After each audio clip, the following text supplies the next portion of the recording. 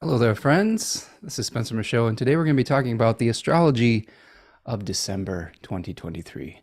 Hope that you're doing well out there, having a great Friday afternoon on this beautiful November fall experience that we're going on here. We're going to check out a bunch of the different astrological configurations of this month. We're going to look at lunations, how the moon is going to be playing out, new full moons, quarter moons. We're going to look at ingresses of planets into new signs, solar phases, including Mercury retrograde, Mercury moving under the beams, a Mercury cazimi, and Jupiter stationing direct this month. We're also going to be looking at out of bounds planets as well.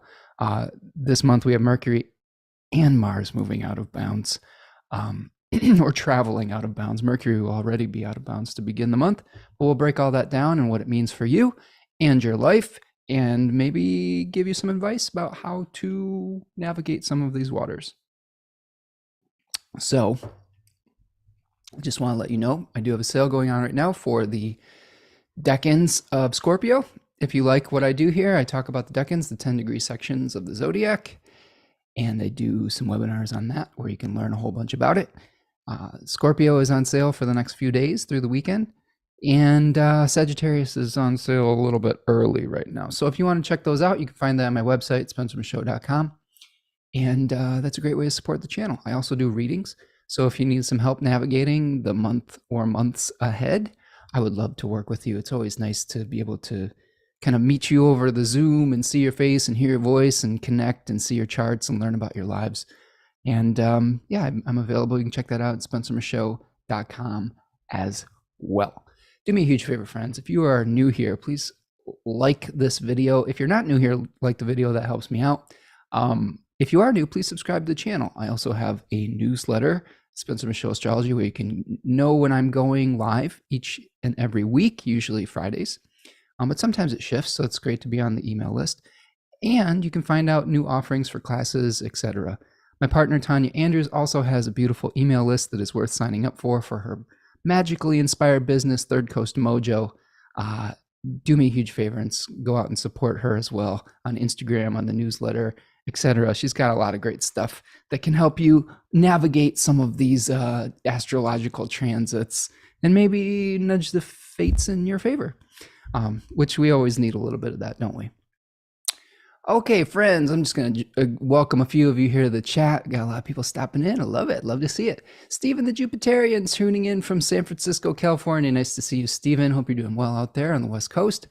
Lad7 Whisper says, ciao, Spencer. I've been following you for a while, but this is the first time I've managed to join. Greetings from Italy. Well, welcome, Lad Whisper 7 or Lad7 Whisper. Ciao to you as well, my friend. I always love to see new friends, and I get especially excited when we have friends from around the globe. So glad that you're here, and thanks for leaving me a little note in the chat there. Kelly is here from Owasso, Michigan. Hello, Kelly. Nice to see you. You know, I love my international friends, but it's nice to have some of the friends in my backyard too. I'm here in Michigan, so nice to see you stopping in, Kelly. Carol from Mass. Hello, Spencer, and all from Carol from Mass. Nice to see you. Hope you're doing well out there, Carol, and everything's going well your way. Monique is here, says, hey, homie, greetings to everyone from Los Angeles, California. If this period feels like an extended eclipse season could end, that would be great. Yeah, we'll see if we can work through these challenges. KP1231 says, hi, Spencer, and all from Cleveland, Ohio. Cleveland rocks. Nice to see you, KP1231. Sorry to hear about your starting quarterback for your Cleveland Browns. That's got to be frustrating if you're a Browns fan. But I have a little bit of faith in this new rookie you got there, Dorian Thompson-Robinson. He looked pretty good in the preseason. We'll see if he may be the future. Mariana Nicotra is here. It says, hi, Spencer. Mariana from Argentina. Nice to see you, Mariana. Glad to be attending the live this Sunday. Is the Argentinian election. So nervous but hopeful. Well, I am sorry I'm not sorry to hear that you're having an election, but I am sending you good vibes because I know elections can be super stressful. I'm a little bit nervous about our election here next year, but hopefully things will go your way, and praying for good results and for freedom and for a benevolent leadership. Fionn is here. Nice to see you, Fionn Cleary. I says, oh, love the out of bounds planet. The ruler of my ascendant is Venus out of bounds. Well, Fionn, you'll be able to see hopefully some correlations with some of these other planets and maybe get some insight into that personal placement. But nice to see you, friend, and hope you're doing well over there across the pond. Tracy Gorman is here. Hello, lovelies. Hope all is well. Nice to see you, Tracy. Stephen the Jupiterian says out of bounds planets are free, especially when that out of bounds planet is the moon in Sagittarius. Yes, exactly.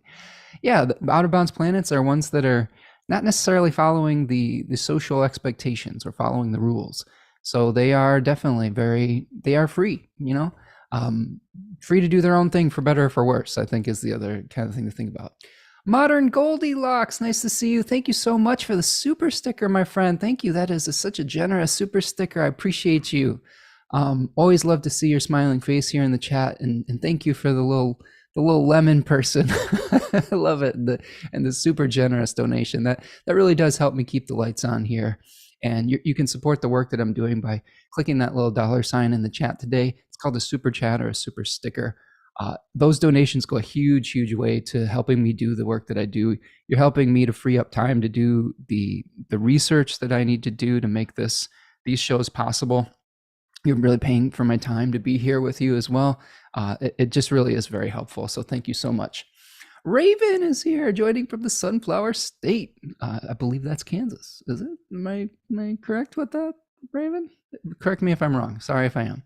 But nice to see you, Raven, and hope that you're doing well. It's been a little while, my friend. KP says, thank you for the football condolences. Just another day in the life of a Browns fan. Yeah, I hear you. Some of us are fans of franchises that just can't seem to have the luck or the wheel of fortune spin in our direction. And the Browns fans are long suffering for sure. I am experiencing this for the first time in a while as a Green Bay Packers fan. They've been pretty good for a long time, but today, not so much, not this year. They're going through a little bit of a rebuild. So we'll see. But I feel you.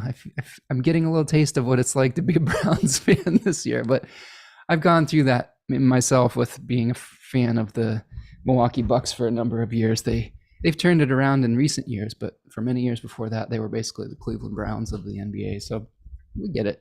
Can't always have everything, right? Modern Goldilocks says, hello, Spencer from Sacramento. Thank you for providing us with your knowledge. Appreciate you. Well, I appreciate you, Modern Goldilocks. And thanks again for that generous donation. Appreciate you. And yeah, we'll try to break it down for you today. Raven says, you are correct, Kansas. Yes. All right. Well, hopefully things are going well for you and the Chiefs down there. It's always nice to, probably have a good team like the Chiefs. Says, I'm only being able to be live this time because I have a sick kid. Oh no, sick kiddo and home from work. Sorry, Raven. That sucks. That's a bummer. But I'm glad that you're here with us today and that we can help you pass the time and sending good vibes to your little one there. All right. Oop. Having a little bit of a drinking malfunction here. Trying to drink my tea, but spilling more of it on my sweatshirt instead of getting it in my mouth. That's what happens when you multitask. Okay, friends, let's start talking some astrology. It's great to see all of you in the chat. It's lovely to know that you're here with me. It really does make this a communal experience. So some big picture thoughts for December. So we are going to go over lunar phases, ingresses, solar phases, and out of bounds, and I'll give you the dates. And then what we'll do is we'll break it down via each decan that the sun is moving through. That's a 10-degree section of the zodiac that has specific significations associated with it. So we can think about the types of activities and the types of themes that are going to come up over the course of different sections of the month. And I will go over all of the major aspects that are going to be happening around those periods of time. So lunations, we have a last quarter moon on the 5th of December. That's going to be at 12 degrees of Virgo. So we're going to have Virgo 2 and Sagittarius 2 squaring off. Probably some themes of trying to figure out how to manage the details of an important project that we want or goal that we want to move towards. So that's something that we could be dealing with in the beginning of the month, is big picture versus the little minutia parts of it and how the pieces fit together. We have a new moon on the 12th at 20 degrees of Sagittarius. That decan has to do with carrying a heavy burden, trying to get to the finish line. So we may feel like we're being compelled to finish something as we try to get our energy moving towards the winter solstice. I think that's we'll talk about that more when we get there, but there is kind of a fatigue at the last few miles of a marathon, but we get that burst of energy. So that might be what we're dealing with this new moon. We have a first quarter moon of that lunation cycle on the 19th of December at 27 degrees of Pisces. So we're squaring off with the last decan of Pisces and the last decan of Sagittarius. So we might have to think about the things that we have to sacrifice to make our goal a reality. We're carrying those heavy burdens, but we also might be carrying the heavy burden of our ideals. And sometimes those things will come into conflict with one another, like what we imagine something to be like and the actual work that we have to do to make it a reality. So that's the 26th. Ingresses, a planet moving into a new sign. Mercury is going to move into Capricorn on the 1st of the month. So we will get an improvement on the condition of Mercury.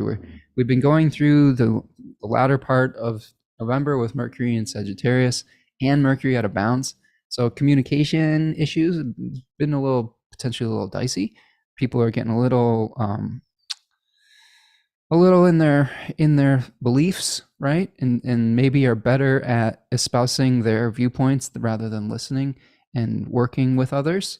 And that can lead to some rash discussions and some difficult discussions. And sometimes it's a little bit harder to get to a consensus when we have Mercury in its exile. But it's going to improve when it moves into Capricorn out of its exile. Venus is going to be moving into Scorpio on the 4th of the month. Now that is a downgrade for Venus. That's going to be Venus moving out of her home sign of Libra and into her exile in Scorpio.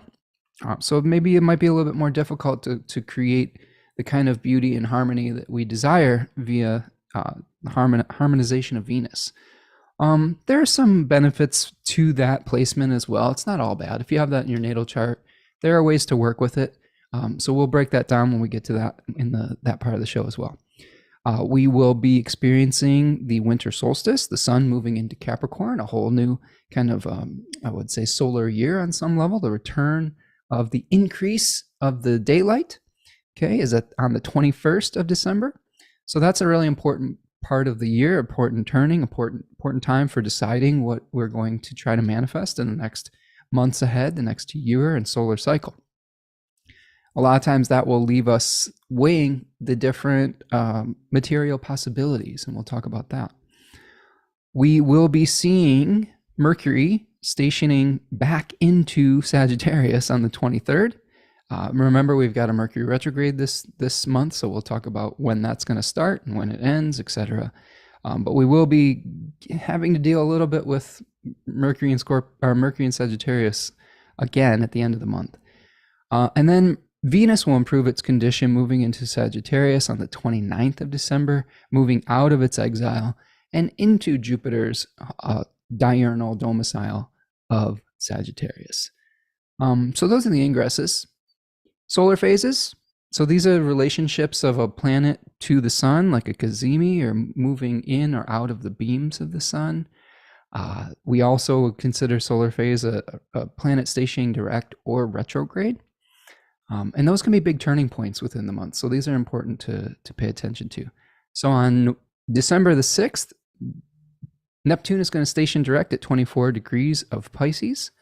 So we might become a little bit clearer about sort of what we're willing to sacrifice for and how we may feel connected to the collective. If we've been feeling a little bit confused about our higher purpose, that might help us to get clear upon that. On the 13th, excuse me, on December the 13th, Mercury will station retrograde at 8 degrees of Capricorn. So we may have to start reviewing our thoughts about where we are building our next goal, empire, etc. We'll probably have to review some of the pros and cons of a particular place, a particular goal. Usually it's a material goal. Usually it's like where we're seeing, okay, what is the where is the direction that we want to head, and what resources do we have, and what are the advantages and disadvantages of moving in this direction. So some of those plans might need to be revisited and might slow down a little bit in December, which is okay. Sometimes we need to review a plan before we put it into action. Sometimes we need to make sure that we have all the details correct. Mercury will move under the sun's beams on the 15th at 8 degrees of Capricorn as well. That's an important moment in astrology where a planet is said to become a little bit weaker when it goes under the beams of the sun, unless it is protected by something called the chariot, being in its own domicile or exaltation. Those can be difficult periods for a planet, but it's getting sort of renewed as it goes into the beams of the sun. It's burning away all the stuff that is unnecessary from the last cycle. And then eventually it gets a burst of energy at the Cazimi moment, which is when the planet is renewed at the conjunction in the heart of the sun. And that conjunction is going to happen on the 22nd of December at 0 degrees of Capricorn, a very powerful degree, the first degree of a cardinal sign. So that'll be a powerful moment for trying to understand something in the Capricorn area of our life. It could be related to how you want to build the material structures, the mysterious structures of your life is what I almost said, which they can be mysterious as well. But I think that there's a lot of organization of how we want to move forward with our material lives. And there could be some really important messages and information that come along at that period of time that we should pay attention to. And finally, at the end of the month, Jupiter is going to station direct at 5 degrees of Taurus on December the 30th. This is something I've been waiting for. Jupiter is my Time Lord this year. If you're not familiar with Time Lords, each of us has a planet that's activated for the year by a technique called annual perfections, where one house of your natal chart is activated for every year of your life. And the ruler of that sign that is on the cusp of that house is your Time Lord. That's one that you would want to track. I'm in an 8th house year, and my 8th house is Pisces. So Jupiter is the ruler of Pisces in traditional astrology, so I'm tracking that planet. And very excited about that planet moving direct because Jupiter is the greater benefic. It's in my 10th house right now. And I think it'll bring some clarity to a lot of things. And it might bring some clarity to you in your Taurus area of your chart, and will also affect the Pisces and Sagittarius areas of your life, because that is what that planet is responsible for bringing resources to. Okay, so those are our solar phases. Out of bounds planets, as I was talking about earlier in the show, out of bounds planets are basically when a planet goes above or below the ecliptic outside the normal declination of the sun. That's a really fancy way of saying that it goes outside the path that the sun would normally travel over the course of the solar year. And it's sort of said to be outside the realm of the king or the jurisdiction of the king. That doesn't necessarily mean it's a bad thing. It just means that that planet is not necessarily acting within the rules, within the normally expected behaviors that we would agree to socially. So like Mercury is going to be out of bounds from November the 15th to December the 14th. We may be communicating in a way that is outside the norm. We may say things that pop up that we normally wouldn't say. We may be a little bit more direct with our speech, with Sagittarius being the host sign for Mercury at this point. We may be lacking a little bit of the social grace and subtlety that we normally would have when we have exchanges with other people. And that can be a good thing if there's something you need to say to somebody. It can also get you into trouble if we're just kind of popping off at the mouth, right? So we have to be real careful about that. The moon is going to be out of bounds from November 26th to December 1st. When the moon's out of bounds, our emotions and our bodies might feel a little bit out of whack. We may push ourselves a little bit too hard emotionally or physically, so we have to be careful of that. We might also just feel our feelings very intensely. And like with Mercury too, you might come up with ideas that are outside of the box too when Mercury's out of bounds. So that can be a positive manifestation of that. The moon will also be out of bounds from December 11th to December the 15th. So we're going to track these lunar out of bounds phases, and then it will have a final out of bounds phase from the 24th of December to the 29th. So we have 3 lunar out of bounds phases. Mercury is going to be out of bounds for the first half of the month. And the big one that I'm kind of keeping my eye on is Mars is going to move out of bounds from December the 24th all the way until January the 20th. Now that one can get a little spicy, a little funky. We have to be we really have to watch ourselves when it comes to the conflicts that we get involved in. We might see some intensification of some of the conflicts that we're all suffering through, with war and with the challenges of having to witness that day to day. It's very painful. Some of those conflicts could potentially escalate with Mars out of bounds, but maybe also it might help broker some kind of resolution potentially. I don't know. We'll see. But we definitely will feel this in our own lives as well.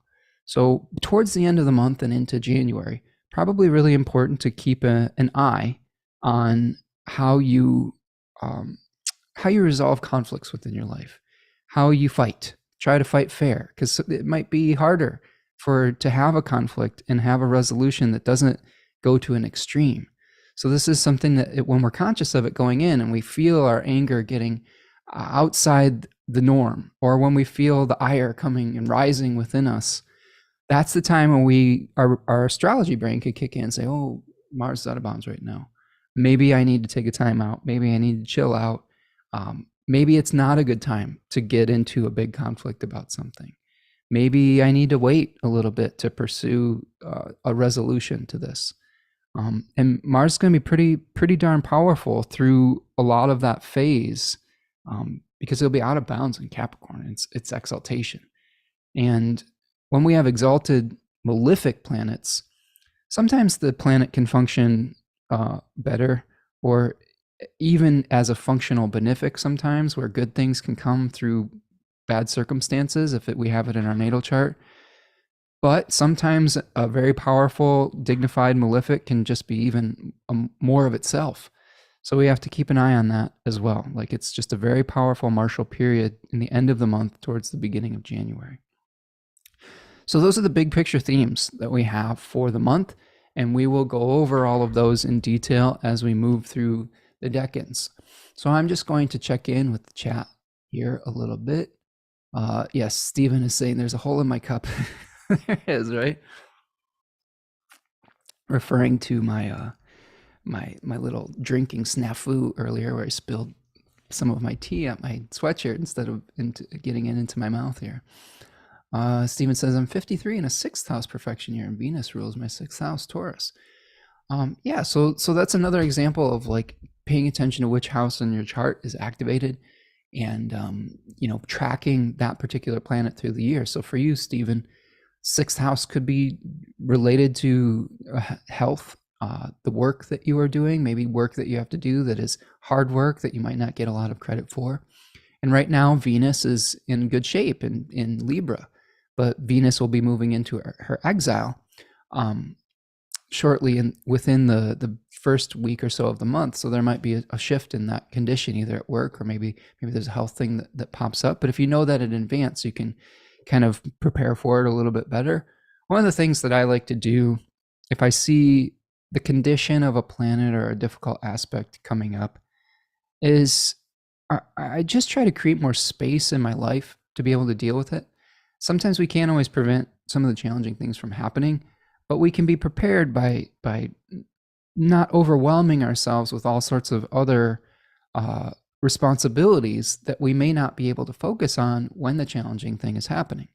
So, like I said, when you see those challenging aspects, I think it's a good idea not to fill your calendar up.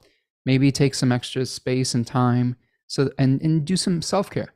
Because when you are centered, when you are well rested, well fed, relaxed, exercised, etc., you can deal with those challenging events with much more grace, and be able to work through it without making it worse through being really stressed out about it.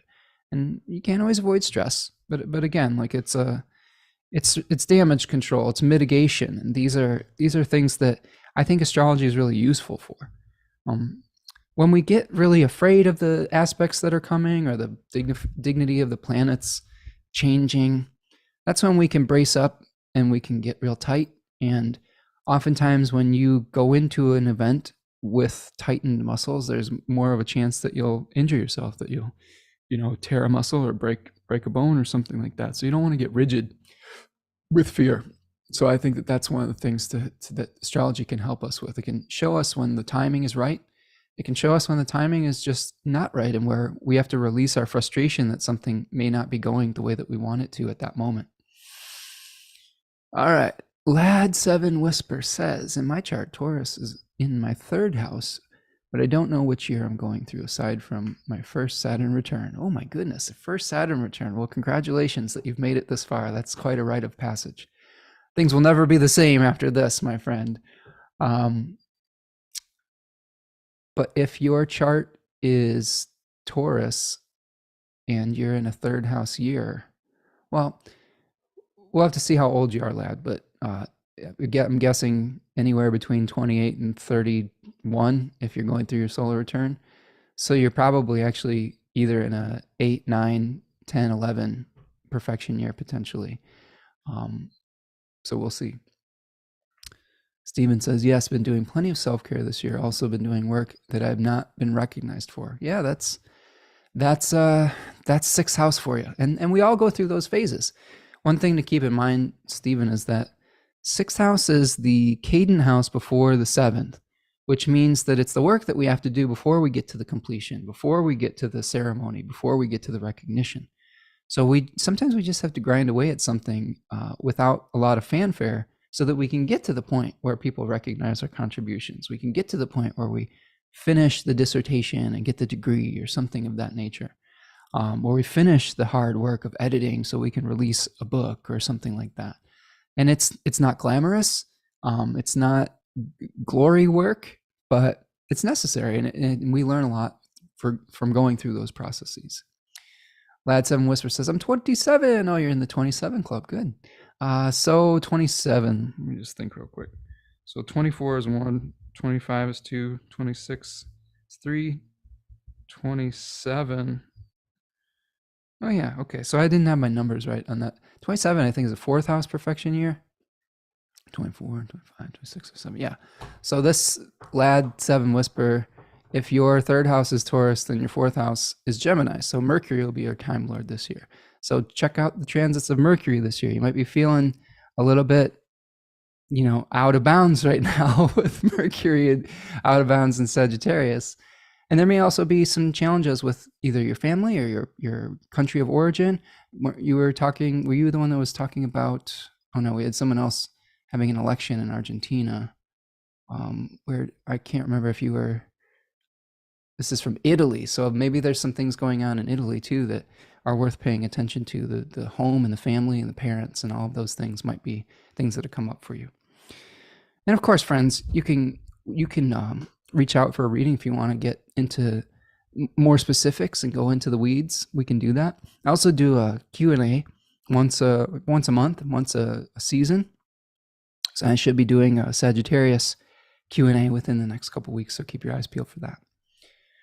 All right, so what I'm going to do first, friends, is I'm just going to show you a little bit about Sagittarius. We're going to start the month out with the decan, in the sun, in the first 10 degrees of Sagittarius for a few days, and then we're going to move into the second 10 degrees. Excuse me. Now, this is a slide from my Decans of Sagittarius webinar. For those of you who aren't familiar, the Golden Dawn, an organization that had a lot of really interesting insights about the tarot, esoteric information, astrology, etc., syncretized the 36 minor arcana cards of the Rider-Waite-Smith Tarot with the 10-degree sections of the zodiac, and they give us a visual reminder of the types of themes and experiences that we might be going through. So in Sagittarius 1, we see 8 wands flying through the air, and this decan is about swiftness, receiving messages. It's a Mercury ruled decan, So we may be the recipient of a message. We may be trying to get our message out into the world. We may be putting out applications, or we may be receiving, communications from people. It all moves very quickly. So the end of November, beginning of December, we have to kind of navigate a desire to move very quickly and swiftly. This is the Lord of swiftness. Now, once we head into the second day, November the 2nd, it moves into the second 10 degrees. And here you see a figure who is standing his ground after maybe receiving an injury or a wound, but he is got both hands on his staff. He's defending his territory. It's somewhat similar to the Seven of Wands card, but this is sort of the forging of the will in the fire, the ability to learn from experience, to learn from our mistakes, to overcome a nemesis at times. Sometimes we will have a particular goal that we get inspired to pursue in Sagittarius 1. Okay, we've liberated energy in Scorpio. We have gotten rid of an old form that doesn't serve us anymore. We're in the process of that as I record this. I'm recording this a little bit early, but we got to be ahead of the game here. I want to make sure that you have enough time to prepare. So in the process of letting go of old forms that don't serve you, you liberate the energy that have been locked up in that form to find a new goal, a new form, a new body, a new something. And when we get to Sagittarius 2, that goal gets tested. It gets tested against some kind of resistance. We have to learn how to unify the spirit with the body once again. And it tests us and says, can you draw upon your experiences of what works and what doesn't to be able to achieve your goal? This is a decan that's associated with Persephone, who has now become the queen of the underworld. So Persephone has multiple phases. One is as a princess that was captured and brought into the underworld by Hades, and then she becomes queen of that underworld. She's learned from her mistakes. She's learned from her experiences. I don't know if they're mistakes, but and she is starting to utilize her and come into alignment with her own power. So we've got some really intense fixed stars in that decan too, including Antares and Ras Algethi. Antares is the heart of the Scorpion. Because of precession, Antares falls in the middle of the constellation of Scorpio, but is considered in the tropical sign of Sagittarius. And if you want to find more about that, you can check out my Fixed Stars webinar that I have for free on this channel. Just search for Spencer Michaud Fixed Stars, and you can find that here. Ras Algethi is a fixed star in this particular decan that is related to humility, related to Hercules and him learning to humble himself. So there may be a humbling that happens around this period of time also. And then finally, when we get into the third decan of Sagittarius, we're dealing with the concept of a Nanke. That is the energy of being compelled to finish something. Ananke was somewhat related to the planet Saturn, where it's kind of the stuff that we have to do that we're not really thrilled about doing, but we have to do it anyway. So we've got Mercury in Sagittarius 1, Moon in Sagittarius 2, like the union of body and spirit, of the filling the body with light. And then we have Sagittarius 3 ruled by the planet Saturn. So during that period of time, we may feel a little bit overwhelmed. We may feel a little bit burdened, and that we've just got so many things that we want to do to complete the year. This is a time of year, oftentimes in like America, where everybody's kind of doing their holiday shopping. They're trying to make plans. They're trying to get everything done. It's a mad dash to the finish line. Sometimes people are considering end of the year things like taxes and things like that. There's just a lot of things to be resolved before we get to the return of the light in Capricorn season, where we can maybe rest and start to look backwards and forwards at the same time. So, the Sagittarius season is one where there's just a lot of motion, movement. Sometimes there's a lot of color and noise. Like back when I was more a member of society, if before my super hermit phase, I used to get really overwhelmed during Sagittarius season when I'd go to a grocery store or like go shopping, and there'd just be a lot of people doing Christmas shopping, a lot of music and lights, and it was just a little bit too much for an introvert type. But some people really enjoy that type of energy. So different strokes for different folks. But important to pace yourself during this period of time too, because in the Jupiter ruled sign of Sagittarius, we can get really enthusiastic about things. And all the Sagittariuses that I've known, many of them have been fairly high energy, depending on other placements in their chart. I mean, there's definitely exceptions to that rule. But I think that there is a secret sadness to Sagittarius that we don't really talk about either. We're feeling compelled to get to an ending. It is the end of the solar year. It is something where we're like, oh, I've got this enthusiasm because all I really want is to rest. There's this need to be liberated from all of the junk of the past in Sagittarius, all the burdens that we've acquired throughout the solar year. And that's another thing that I've noticed with my Sagittarius friends is there's a sadness behind that jovial mask too. So I feel that for you, my friends, if this is something that you relate to, having Sagittarius placements, or you feel that melancholy starting to creep in around this season, even if that's not a major part of your chart. Kate's here. Hello, Kate. Nice to see you. Yes. Thank you, Modern Goldilocks, for your contribution earlier as well. And Kate is acknowledging that very generous gift. Appreciate all of you. Okay, so I'm going to stop my share, and let's start looking at the chart. We're just kind of going through it today, seeing if we can get it all in a reasonable amount of time. All right, so I'm looking at the 1st of December, and just a couple things to keep in mind. This is the first day that Mercury will be in Capricorn. So we have Mercury moving into Capricorn on December 1st, still out of bounds, but potentially improving its condition in two ways. One, it is not in its exile in Sagittarius. Two, it is able to witness its host now, as its host is now Saturn instead of Jupiter. When Mercury is moving through Sagittarius, as it is right now, it does not witness its host. That can be a little bit of a difficult condition for a planet because it doesn't really have support when it might need it. Now, oftentimes, if a planet can't witness its host planet, sometimes it will look for help from its exaltation lord, the planet that it exalts in. Unfortunately, Sagittarius does not have a planet that is its exaltation lord. There are a couple signs that don't have an exaltation lord. So there's nowhere to look for assistance.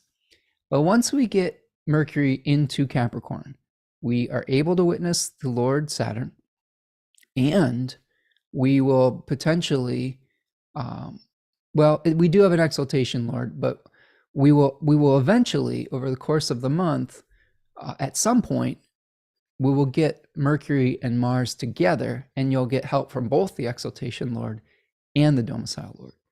So sorry if that was too technical, but sometimes these things are important to break down and to understand. Let's see. KP says, thank you for speaking to the secret Sag melancholy. You're one of the few astrologers to speak to this. Totally resonates. Yeah, I'm glad that we're hitting on a truth. I think that this is not uncommon when we have pop astrology that is based on shallow archetypes. Not saying that every pop or modern astrologer doesn't go into depth, but I do feel that there are some interesting insights that you can pull not only from studying ancient Hellenistic traditional astrology, but also just really starting to understand the seasonal movement and what we might be experiencing as a collective while we're going through these these signs.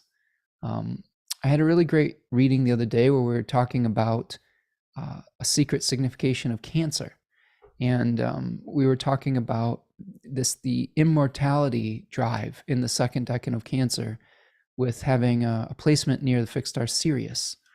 And I was mentioning that I felt this because I have this placement in my chart, a drive that everything that you create needs to be divine. And a lot of this comes from some of the mythological themes associated with the way that Liz Green breaks down Cancer, and being able to understand the Achilles myth, and that his mother, Themis, Thetis, one of those, it's Themis or Thetis, I'm trying to remember which one. She was a goddess of the sea, and she wanted to protect her son and make him divine, and she dipped him in the river Styx, but she missed the ankle, as we were seeing. So this is this projection of divinity onto our creativity, onto a partner, onto a family member, onto a group of people. And that's another example of like a little secret signification that you can uncover, not only through like the study of the seasons, but also the study of mythology and the study of how these planets can work in relationship to their guest host directions as well. So yeah, the Sag part of it, as we're going through Sagittarius season, carrying that weight to the finish line, right? The burden of having a passion, right? The burden of like having a goal that we have to achieve. And oftentimes, depending on which decan that you're born in, I'll tell you what, I've lived with a few third decan Sagittarians, and those folks try to carry everyone else's weight for them, and it can be really heavy. And sometimes the lesson in that last section of Sagittarius, learning how to delegate and give some people's burdens back to them, so that you don't have to try to carry everyone's weight, or even carry the weight of trying to be optimistic.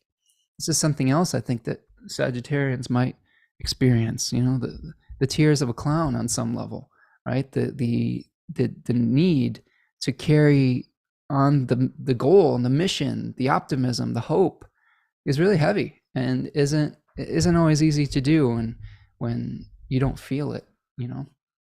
So December 1st, Mercury moves into Capricorn, giving us a little bit of a mercurial boost. They'll still be out of bounds. Our minds will be directed more towards weighing the pros and cons of a new goal, taking stock of our material resources. Keep in mind that Mercury is going to station retrograde 13 days after this. So what you decide in the first 2 weeks of the month may need to be up for review as we get into the middle of the month. Okay. So you may have to make you may have to review some material decisions that you make at the beginning of the month. So what I would say is, it doesn't mean you shouldn't make any decisions. It doesn't mean that you should avoid decision making. It just means that you should stay flexible, and that there may be a part of what you are doing that is in alignment with where you're supposed to go. And there may be just some details that you don't necessarily have yet that you may have to incorporate later. And that's all that will help you to get through that period of time, is leaving space for the plan to be adjusted, not necessarily just blown apart, but leaving space for adjustments. All right. And one of the other things that you can think about when you are trying to delineate astrological transits, I love using the decans. This gives me a lot of insight. I'm really in debt to some of the pioneers of this decanic work, like Austin Coppock, T. Susan Chang. I've learned a lot from Liz Green. I've learned from Demetra George. Learned a lot from Adam Allenboss on Nightlight Astrology. All of these folks, I've learned some of these really interesting ways of looking at a chart.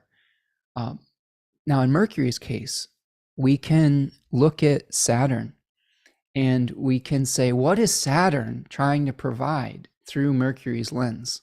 Okay. And Saturn in the first decan of Pisces is asking us to be realistic about the narratives that shape the substrata of our lives, the narratives that create the underground mycelial networks that eventually become fruiting bodies of experiences. Some of those dreams, some of those narratives, some of those mythologies are going to prove to be false.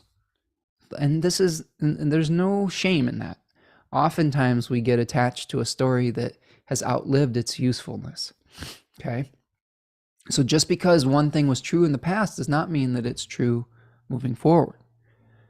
And this is one of the most important life lessons that I've had to learn the hard way. And one of the things that I really offer to folks as a guiding light is we can create a whole mess of challenges for ourselves through our attachment to doing things the same way we've always done it. There are methods for doing things at different stages of your life in different circumstances. If you try to use the same tool for every single job, you may screw the job up. You know, if you're trying to hammer a nail in with a screwdriver, you might not get anywhere, right? If you're trying to fix a very intricate watch that's broken down and you need to like get in there with a tiny little tool, but you take a sledgehammer and you try to use it, it's going to destroy the entire thing. It's the same thing with the mythologies and stories that we shape our lives around.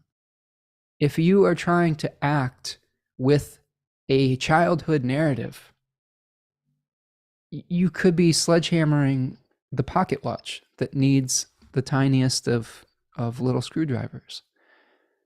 And it's tough because we want to hang on to those old ways of maybe in the past that sledgehammer was necessary and that helped get you out of a tight spot or brought you success in the past. But it's the hardest thing in the world to let go of that type of thing. This is really what Saturn is asking us to do. It's saying which of these stories that you're shaping your life around are going to lead you to long-term success and which ones are just really unrealistic, no longer serving you. The thing that I would also offer is one of the ways that we can be gentle with ourselves. And one of the ways that we are kind to ourselves, which I talk about a lot on this channel, be kind to others, be kind to yourself, is not beating yourself up for when that moment comes to have to shift that narrative. And you don't have to make the past self wrong. You may have been doing the best you could with the light that you had at that moment, and that may have been the tool or technique or narrative that served you the best in that moment. So you don't have to make yourself wrong in the past if you need to tell yourself a new story. You also don't need to make other people wrong either. This is the most important thing because this is where we create a lot of conflicts. Just because someone uses different tools in their life for different problems doesn't mean that their tool is wrong, and it doesn't mean that your tool is wrong. This is respecting the multiplicity and multifaceted type of experiences we have sharing this planet. And it frustrates me to no end to see people have to say that there's only one way to do something. There's only one belief system that is the right belief. There's only one tool for every single job. That's where we get into these really nasty interpersonal, international conflicts with each other, with nations, with, our political systems, all of it. And it's just a lack of empathy on some level. So this is really requiring us to have empathy as well. Let's see. Kate says, my eldest brother is Sagittarius sun and has often been stricken with falling into the depths of despair. Becomes very existential, deep, and passionate. Mercury in Capricorn will be my final Mercury return with Pluto present and brainstorming ways to mark the moment. Yeah, not uncommon. not uncommon for our jovial Sagittarian friends to struggle with depression because they're carrying the weight of trying to be optimistic, of trying to move things forward.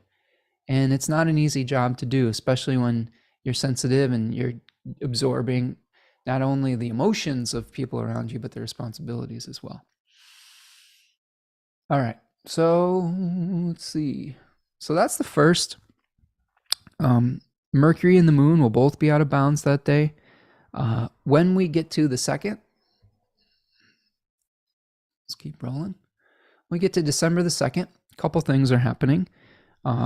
Before we see the sun move into second decan Sagittarius, Mercury is going to make a sextile to its host.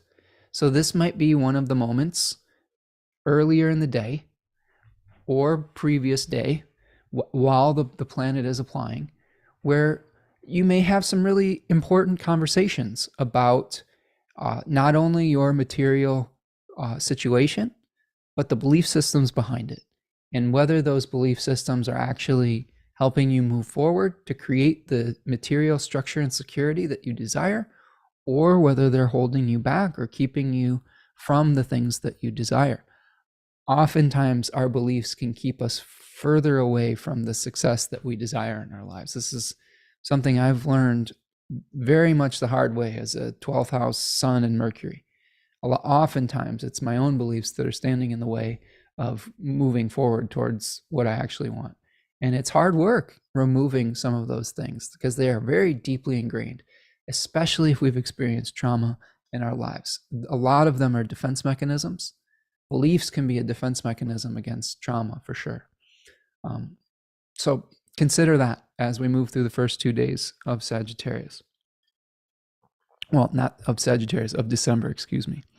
Now we move into the second day of December, and we have a few aspects that are going to be, well, we have one in particular that's going to start becoming to the fore. And this aspect is actually going to be active, for the first few days of the month, and that is the square between Venus and Pluto. So Venus will have recently moved through the through the anus of the dragon, is how I like to call that sometimes. The South Node, aka the South Node, aka K2, is the severed body of a demon or a dragon where we see energy leaving the material plane. Okay. You can think of it as a spiritual placement or things from the past, I guess. Oftentimes when we have to learn to deal with loss, we learn to rely on our spirit. Like when you lose things materially, you have to have a strong faith that you will be okay, right? And so that might be part of that South Node spiritual experience. I believe that in India, they talk a lot about the virtues of releasing material attachment. So they're all about the South Node because that is one that sometimes will take things away from you. I think that when we see nodal experiences, they are always very related to fate and fortune because they are the nodes of the moon. Now, every planet has a nodal axis, but we deal mostly with the nodes of the moon, which are more about how our fortunes might be changing. If you follow the sports work that I do, I look at the nodes of the moon to determine whether a coach is going to be successful in a championship game. Oftentimes, someone who is experiencing the most difficult moment of their life, losing when they're almost there to the peak of their profession, will be shown through a contact of a planet with the South Node. Sometimes you will also see an increase in good fortune when the victor has a contact with the North Node. North Node is related to increase.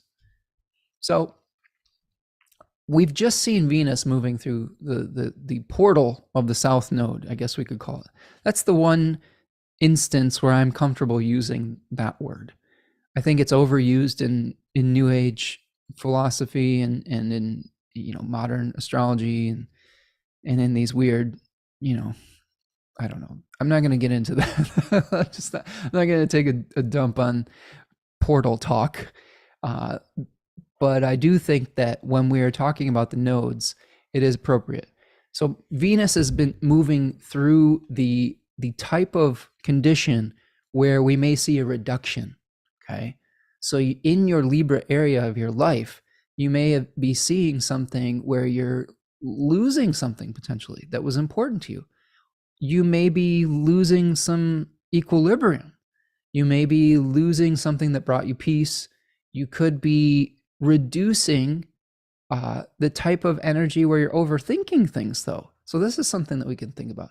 Generally, if you need a rule of thumb for delineating this, generally benefic planets on the south node tend to reduce good stuff, whereas malefic planets on the south node can tend to reduce difficulties within our life. I don't mind it when when Mars or Saturn's on the south node, because that's a reduction of challenging circumstances. When you see a benefic on the north node, that could be an increase in good fortune. If you want to look at it from another perspective,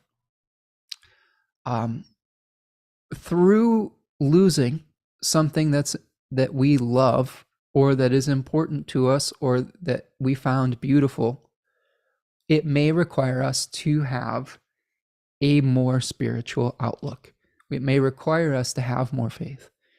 Just as when we are challenged with abundance, with like Venus or Jupiter on the north node, it challenges us to have an experience of moderation. Sometimes we can have too much of a good thing, and that requires us to find balance and harmony and equilibrium there. So this is something where we may understand like that we may be having to release something. It may be something we loved. I can just think of an example of this, the beginning of December. For those of you who haven't been here in the last few weeks, got in a fairly serious car accident a couple weeks ago. And the car that I've had for the last 15 years, just a little hatchback, was messed up pretty bad and was probably totaled.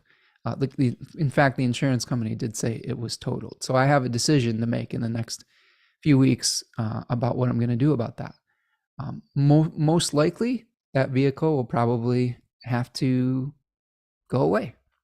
And it was something that I loved for a very long time. I have this aspect happening in my third house: travel, short distance travel, vehicles, communication, movement.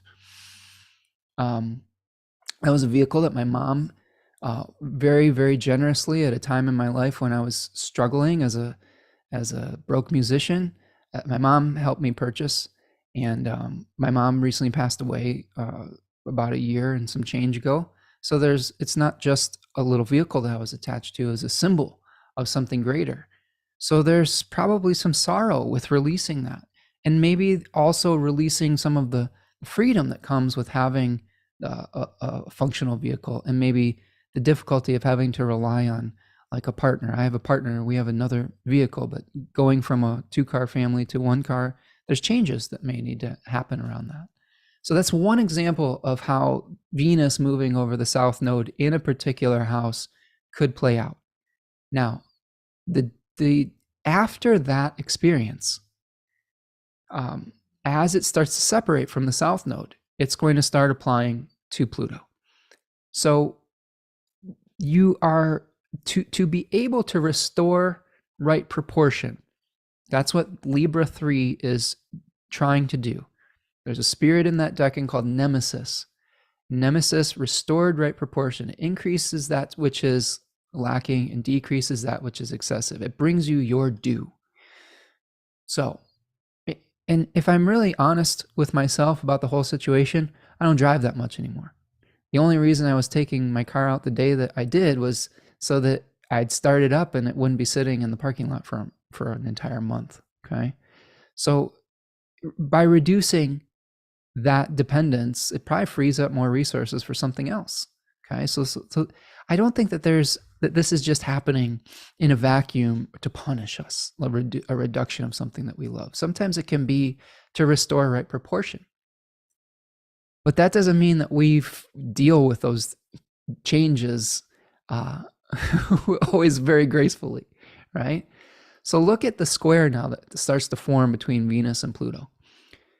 So through having to let go of something in your life, in the Libra area of your life, through Venus heading over the South Node, and it could also be affecting your Taurus house because Venus is also the ruler of Taurus. You might be having some intense feelings that are coming up.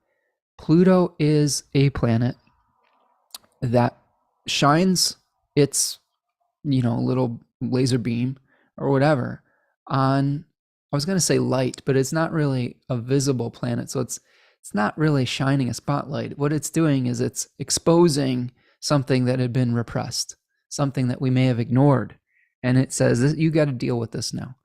And those things may have been festering for a long period of time. So there may be some difficult conversations that you have to have about the structure of your life and how you organize it, because Pluto's in Capricorn, and how you balance that out maybe within a partnership. I mean, if I'm just taking the metaphor of an example of my own life, there may have to be conversations with me and my partner about how do we utilize one vehicle? How do we share that vehicle?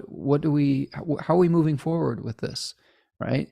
There may be, I would resist the temptation when Venus is squared Pluto to get into power struggles. One of the other significations that people ascribe to Pluto is, because it is this kind of like associated with Hades and this underworld energy, there is some energy of like, I don't know, like a mafioso energy, like where we're doing something that's underhanded, where we're, when you are doing something underground and away from the light, sometimes like integrity is lapsed. So there can be this very like this struggle for dominance with Pluto contacts. So if you're in a relationship, I would recommend that if you're experiencing a loss in the beginning of the month due to the Venus South Node conjunction that's happening in the end of November, it's very important to be above board when you have your conversations about whatever the fallout of that is. Okay. So just, that's my warning for you with that. All right. Let's keep going. Now, what I find very fascinating about this is the condition, this square, okay, the need to deal with something repressed, potentially in a relationship that has gotten out of balance due to a loss. This is what we are experiencing directly before Venus moves into Scorpio. See this? Okay, there's Venus in Scorpio. So we're going to have this difficult Venus-Pluto square, and then Venus moves into her exile. Could be a difficult conversation that we have that leads to some sorrow, that leads to some grief, that may lead to some regret. If we know this in advance, we may be able to utilize our higher self, our pronoia, our ability to see what could be coming and make a different choice in the moment. Regardless of what happens in those difficult conversations with Venus and Pluto, we probably will be aware of a desire that we have that is going unfulfilled. This is part of the first 10 degrees of Scorpio, where we become aware and we want things that are difficult to get. We may also have a hunger for something. This is what they talk about in Austin Complex 36 Faces, is that decan is called a jawbone. And it talks about desires, but often ones that are unmet. And this is why Scorpio is a difficult home for Venus. Venus is a planet of desire. It's how we get our needs met. Okay, it's the graces that bring us the goodies. And it's a place of letting go. in Scorpio. It's a place of compost. It's a place of conflict on some level too. It's a place of crisis. Venus also desires peace. And often we find ourselves in a crisis situation. And it's hard to get your needs met in a crisis situation. Sometimes when you're in the crisis, like we've experienced in the news cycle, you're in the crisis of war, it's hard to get food. It's hard to get medical supplies. It's hard to get the things that would make a life, livable. So consider this as we see Venus moving into Scorpio is, are we glamorizing the struggle? Are we glamorizing a crisis? Are we glamorizing those desires? That decan is the most martial of decans. It's a Mars sign. It's a Mars-ruled decan, and it's a Mars-ruled Sephira on the Kabbalistic tree of life, which is another level of understanding related to the tarot. So very, very martial. So again, this could be a time period where we're just feeling a little bit of frustration, getting our needs met. And we may have some feelings about that. Like we may have some grief associated with it. So when we move to the 5th, okay, let's go to the 5th. A couple things are happening. This is all within the context of a quarter moon. So this is the last quarter moon that we are experiencing. Okay, I'll go back a couple hours here. I'm gonna have to move my circles. So here's the last quarter moon.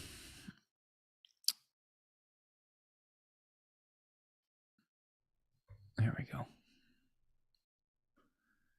So the last quarter moon is usually an existential crisis. This is something I've learned from both Dane Rudyard and Demetra George.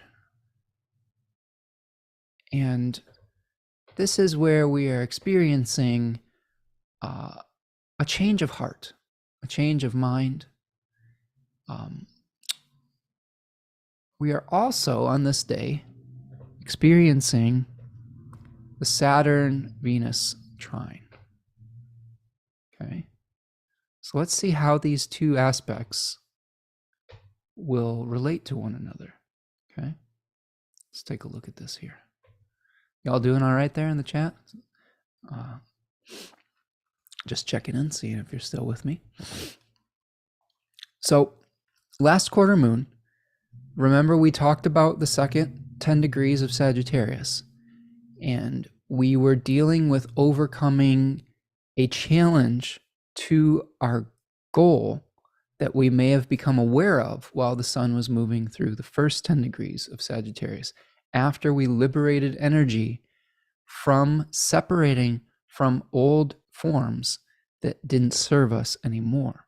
Okay, you release things back into the ground, it creates fertility, it releases energy so that it can become new life later. So now we may become aware of that, and we are now trying to understand what we will need to do to overcome the resistance that inevitably comes up when we are dealing with something that's important to us.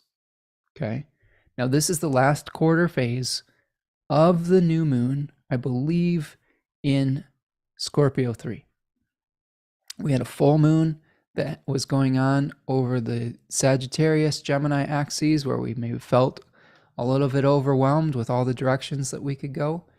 And this is the last quarter of a new moon that really speaks to releasing illusions about what is still sustainable in our life and what isn't. So this may be like, okay, for us to finally let go, we have to overcome our fears, we have to learn from our experiences, and we have to pay attention to the details. Okay, this is one thing that sometimes my Sagittarius friends can struggle with. Like they have so visionary, okay, that they sometimes don't want to slow down to deal with the details. Like I had a Sagittarius landlord in the past who's an awesome friend in person, and I love him to death. But he just kind of did stuff and then made plans later. He's like, I'll just do it and I'll fix it if I mess it up later. And that's par for the course sometimes with Sagittarius energy. And that can work out in some circumstances. It can also lead to a very inefficient process, or the work not being done exactly the way that it should be and having to redo it later. So this may be the time where you might want to slow down and examine your process that will help get you to the goal that you are trying to achieve. Now, in the midst of that lunar cycle, Venus has moved into an area of the zodiac that may be showing us how we aren't getting what we want and how painful that could be. And Venus is going to be making a trine to Saturn in the 10-degree section that is asking us to get real about the beliefs that we have about the substrata that shapes our life. So we may have to, at around this midweek of December 5th or so, start to get real about how our desires may be based on belief systems that no longer serve us. So when you have Venus trining Saturn here, it may be a time to say, you know what, I want this, but this might not be good for me anymore.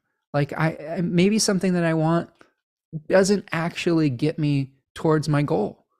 And if I weed out this faulty desire that isn't serving me anymore, that can help me overcome the challenges of manifestation. So again, we have some help here from Mercury. Okay, we have some help like trying to be really sober about our thinking. Okay, and we do have Mercury slowing down in these weeks to station retrograde, so that we will be able to have some space to review the plan moving forward. So the other thing that's happening on this day is that we are seeing Mercury starting to apply two things. Mercury is starting to apply to a trine to Jupiter. Okay. Simultaneously, while Neptune is stationing to go direct. Neptune will station direct on December the 6th. Okay, are releasing some illusions. We've been reviewing the crusades that we go on. Third decan of Pisces talks about a Mars-ruled decan in the sign of Pisces, in a Jupiter-ruled sign. What are we willing to sacrifice for our dream?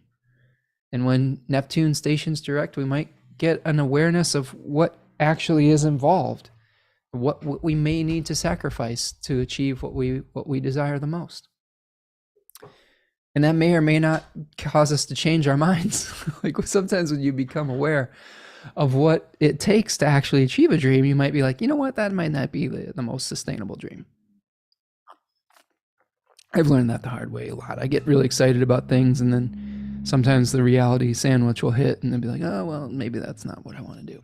That's the challenge of having Venus and Gemini, I think sometimes, is the idea of something is really sexy, but the reality of it isn't always the similar way. Okay. Ooh, Scarlet Marosa is here. Nice to see you. Finally made it live. I'm glad that you're with us, friend. Okay, so as Neptune is stationing direct, Mercury is making that trine to Jupiter. So this is something where our mind, our intellect, our skill set, our questions that we are asking are in a harmonious arrangement with the actions that we could take, or the actions that we're reviewing while Jupiter is retrograde in Taurus, to make material plans moving forward. So there is kind of this like really nice, almost like grand trine here. Not almost, there is a grand trine between the moon, Mercury, and Jupiter in these first days. So that there is support for taking a step back and really getting practical. Jupiter in Taurus 1 says, If you don't want to be poor, if you're afraid of not having enough, of scarcity, you need to really like be aware of where you're going.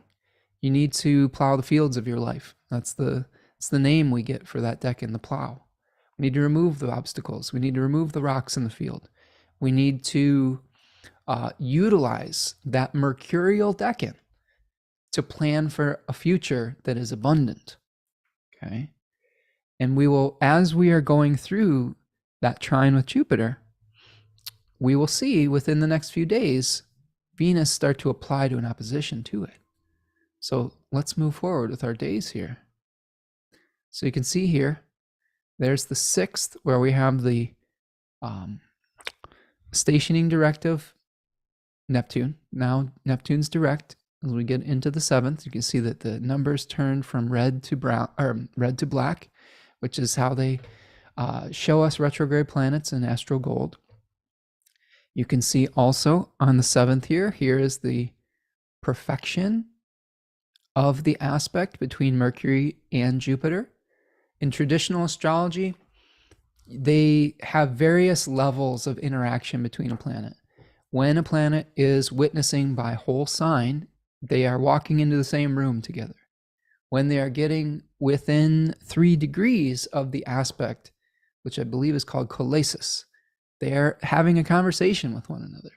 And maybe when they get to the point where the aspect is exact, they've made an agreement, and then the degree following the separation, they are resolving any issues and then starting to move away from one another. Okay. Now, you can learn more about this through Robert Schmidt's work at Project Hindsight and on his website too. He speaks about that relationship quite a bit. So here's the day where the conversation between Mercury and Jupiter becomes exact. Neptune is exact. Neptune is stationed direct. And then we get into the collasis phase where we are really having a conversation now between Venus and Jupiter, the 2 benefic planets. They are applying within 3 degrees of an opposition that will become exact on December the 9th. So this one is interesting because we have an exiled Venus where we might be desiring the undesirable. We might be desiring the unattainable, I should say. And we have Jupiter, who is a little bit debilitated by his retrograde, motion, where he wants to make plans to create future abundance and fertility. But there's something holding him back right now. There is something that needs to be reviewed before forward movement can be attained. Okay? There's more pieces of the puzzle to be revealed. So there's probably some tension from the 7th to the 9th, between the 7th and the 10th of December, between what we want, our difficulty getting it, and our feelings that we would love to be able to take action to resolve that tension, but we may have to wait until the end of the month for some other factor to start to move us forward.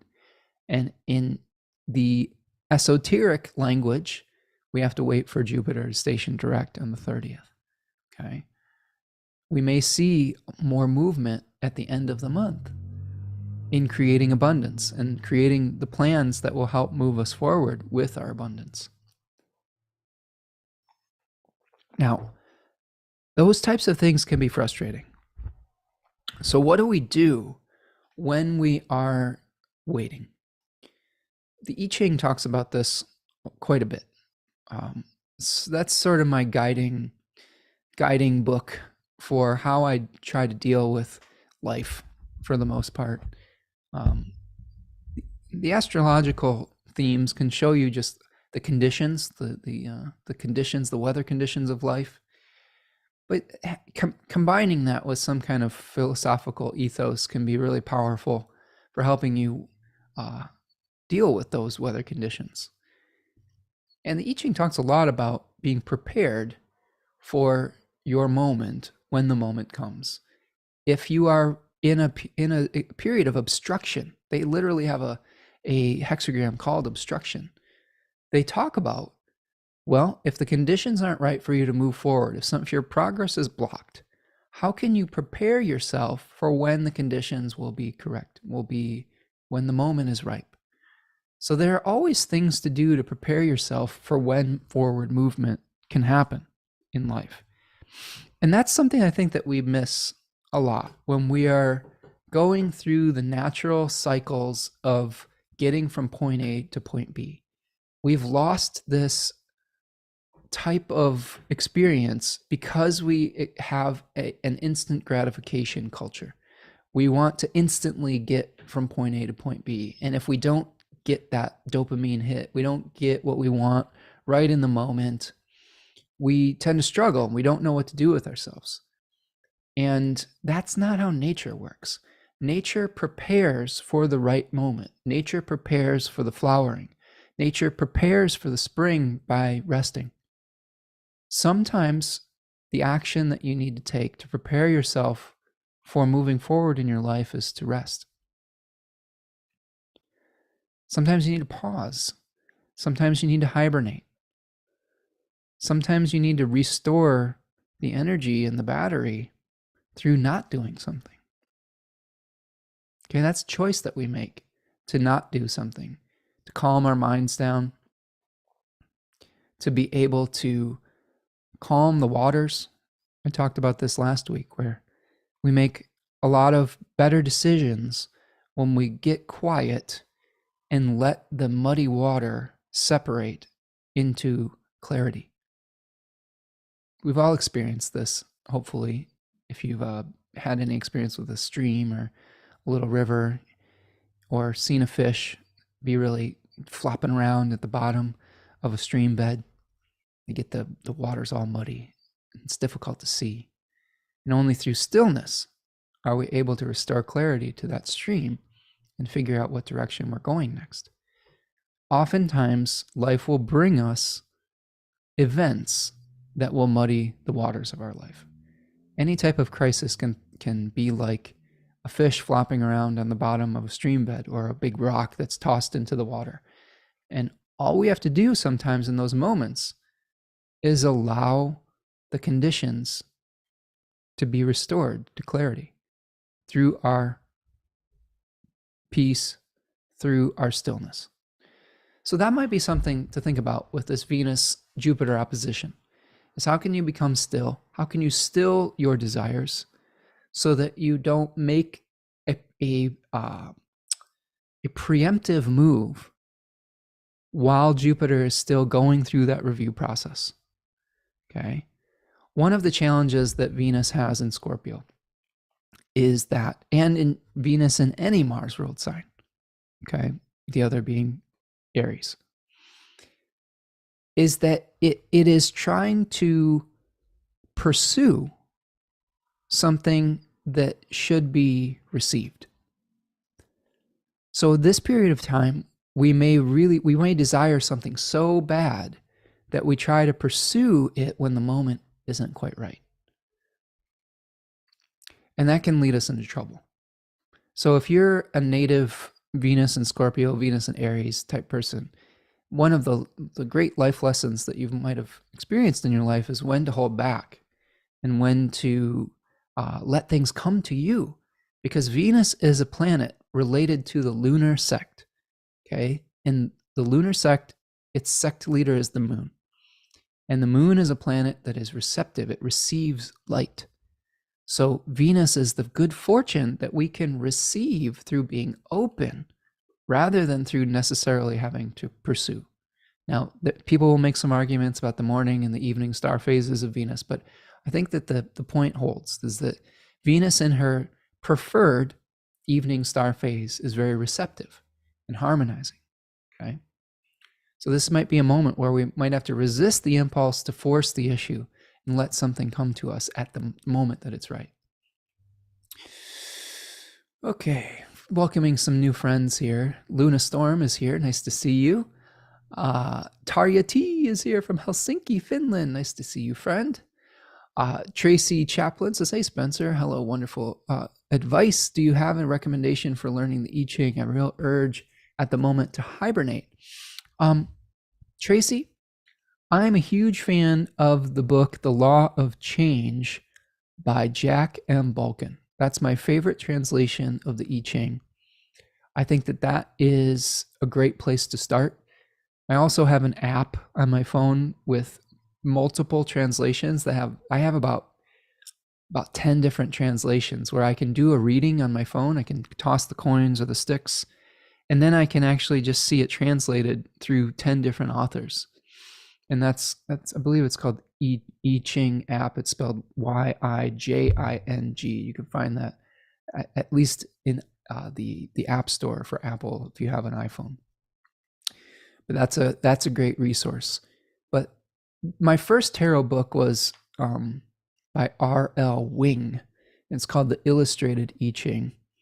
And I got that when I was about 20 years old. And that I used to write out all the questions by hand on sheets of paper that I still have in like an envelope somewhere, and I'd toss the coins or the sticks, and that's how I used to do it. But I've since streamlined.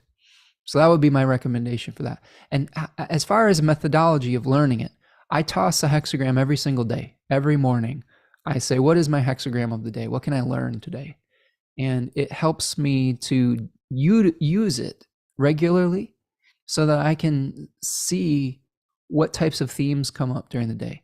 Like if I see a day that is described as being frustrated with like obstructions, I know that I don't need to force the issue that day, right? I know that I can go through my day, and if I get frustrated, I can say, oh, okay, I just need to hold back. This might not be the time to move forward, type of thing. So just using it and living into the answer, Tracy, can really help you with that. Michelle is here. Michelle, thank you so much for the super sticker, my friend. I appreciate you. Thank you so much for your generosity each week. You're such a generous contributor every week, and I appreciate it. What Michelle and what previous donators were doing is they were doing what's called a super chat or super sticker. So if you're enjoying the time that we're spending together today and finding value in the talk, you can make a material donation by hitting that little $sign in the chat and helping me keep the lights on. So I appreciate that, friends. Tanya Gerardo is here. Says, true, evening star Venus in Aries here. Yes, Tanya. It can be tough lessons. We all have lessons in our charts. We all have positive planets. We all have challenging planets. Venus in Aries isn't inherently a bad placement. It's just one where we may pursue in situations where it would probably be more advantageous to receive. And you will have to find the right balance of that in your life, Tanya, and figure out when that moment is right to be receptive and when the moment is right to move forward. Mr. Hindsight is here. Greetings from San Francisco. Cheers to you, friend. Okay, so that is the Venus-Jupiter opposition. We may be experiencing too many desires, and the planning part of it may not be working out as well as we want, because Jupiter isn't really, it's not time to move forward with our plans quite yet. Okay, but it will be soon. That's the thing, that the other real benefit of astrology is when you are feeling that frustration, you can look to the sky, to the stars, to be like, you know what, this is a temporary condition, and it's going to start moving again soon, and that helps us to calm the waters of our life and not, get into situations that could be ill-conceived. If this is how you can utilize astrology for timing, is just, are the conditions ripe for this particular thing to work out, or are they not? Now, sometimes you will have to do things in your life when the conditions aren't right, and you'll just have to slog through it. We've all had that in our life. If you're constantly trying to elect every single thing in your life, you'll drive yourself crazy. But it can help in situations if you do have the choice to make a decision in that moment, or if you can hold off until the timing is right. All right. So on the 11th, we've got one more little thing here before the next decan starts, and then we'll take a break in a second here. The moon's going to be out of bounds on December 11th through the 15th. So remember, this is a period of time where our bodies might feel a little bit overextended, or we might be feeling a little bit emotional. And we have to start to really contain and figure out how to deal with those emotions. We see here the moon's going to be in Scorpio, so we could be dealing with some grief and sadness or glamorizing the past on some level. And we may want to make changes with that, but we have to be careful about overtaxing our bodies and our feelings. The aspect that perfects on December the 11th is between Venus and Mercury. So here's a little sextile. And each traditional aspect has a relationship to a particular planet. And this is based on the relationships of the planets in the Thema Mundi, which is a teaching tool that Hellenistic astrologers would use to help people understand the sky. And in this case, a sextile is of the nature of Venus. So in the Thema Mundi, the moon and the sun were a sextile away from Venus in the chart. So we consider that of the nature of Venus.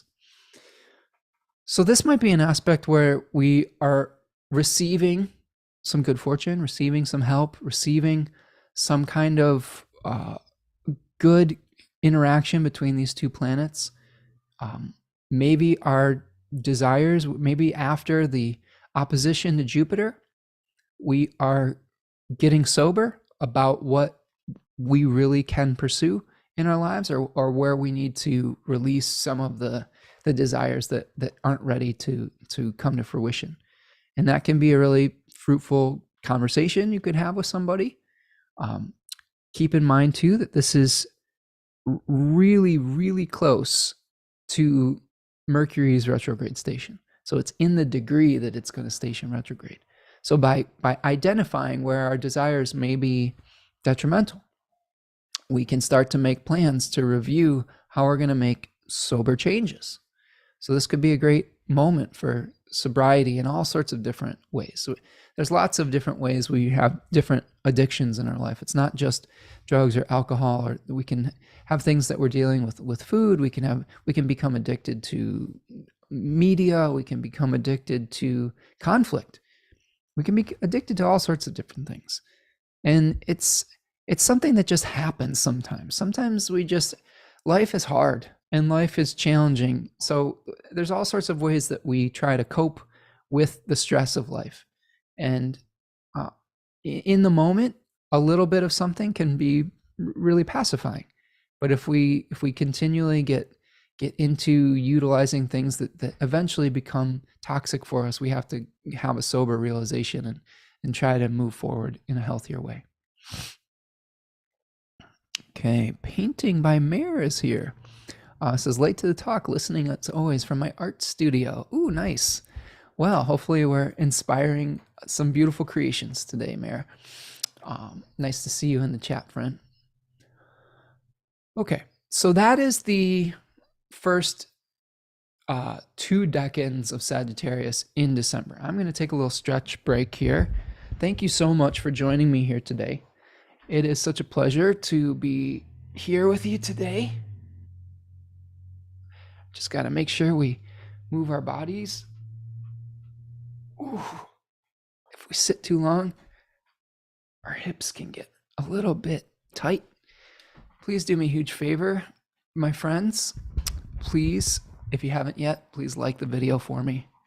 It helps the algorithm spread the news. If you are new here and you like what you are experiencing, please go ahead and subscribe to the channel, turn on the notification bell, and sign up for the newsletter. All of those can be found in the description of the video or the podcast, wherever you are experiencing this. Ooh, I stretched my hip, and I think I did. I think I tweaked my back when I was doing that. Bear with me. Get a little drink of water. Get a snack. You gotta stretch that back out before I sit back down, friends.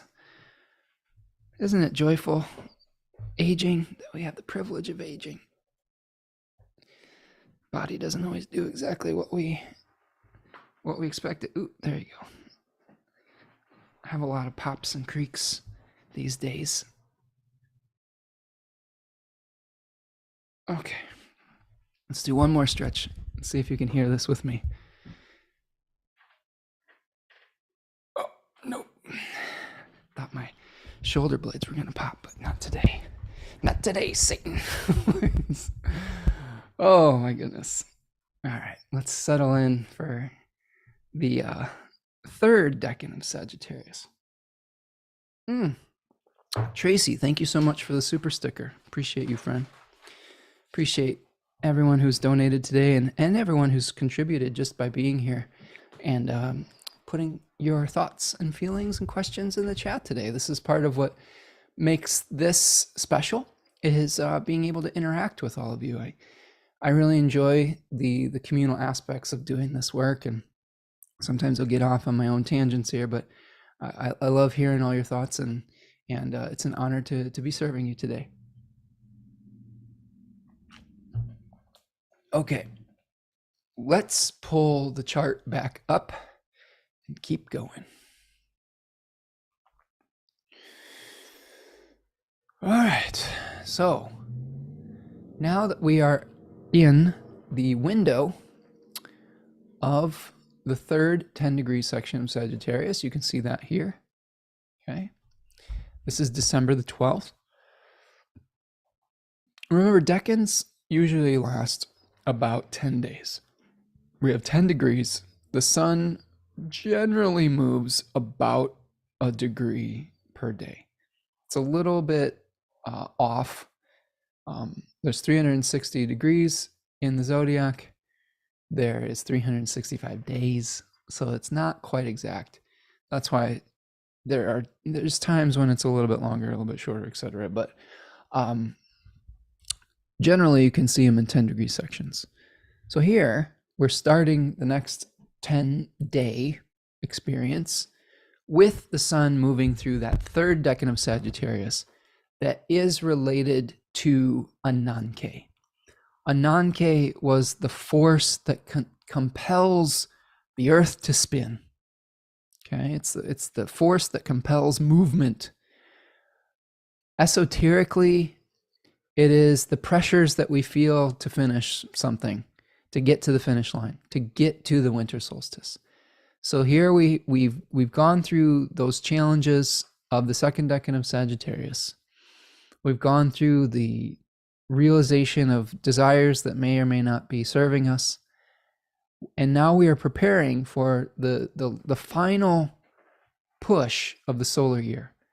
The phrase I like with this decan is one that is related to horses. If you are familiar with horses, there is a phrase called being barn eager.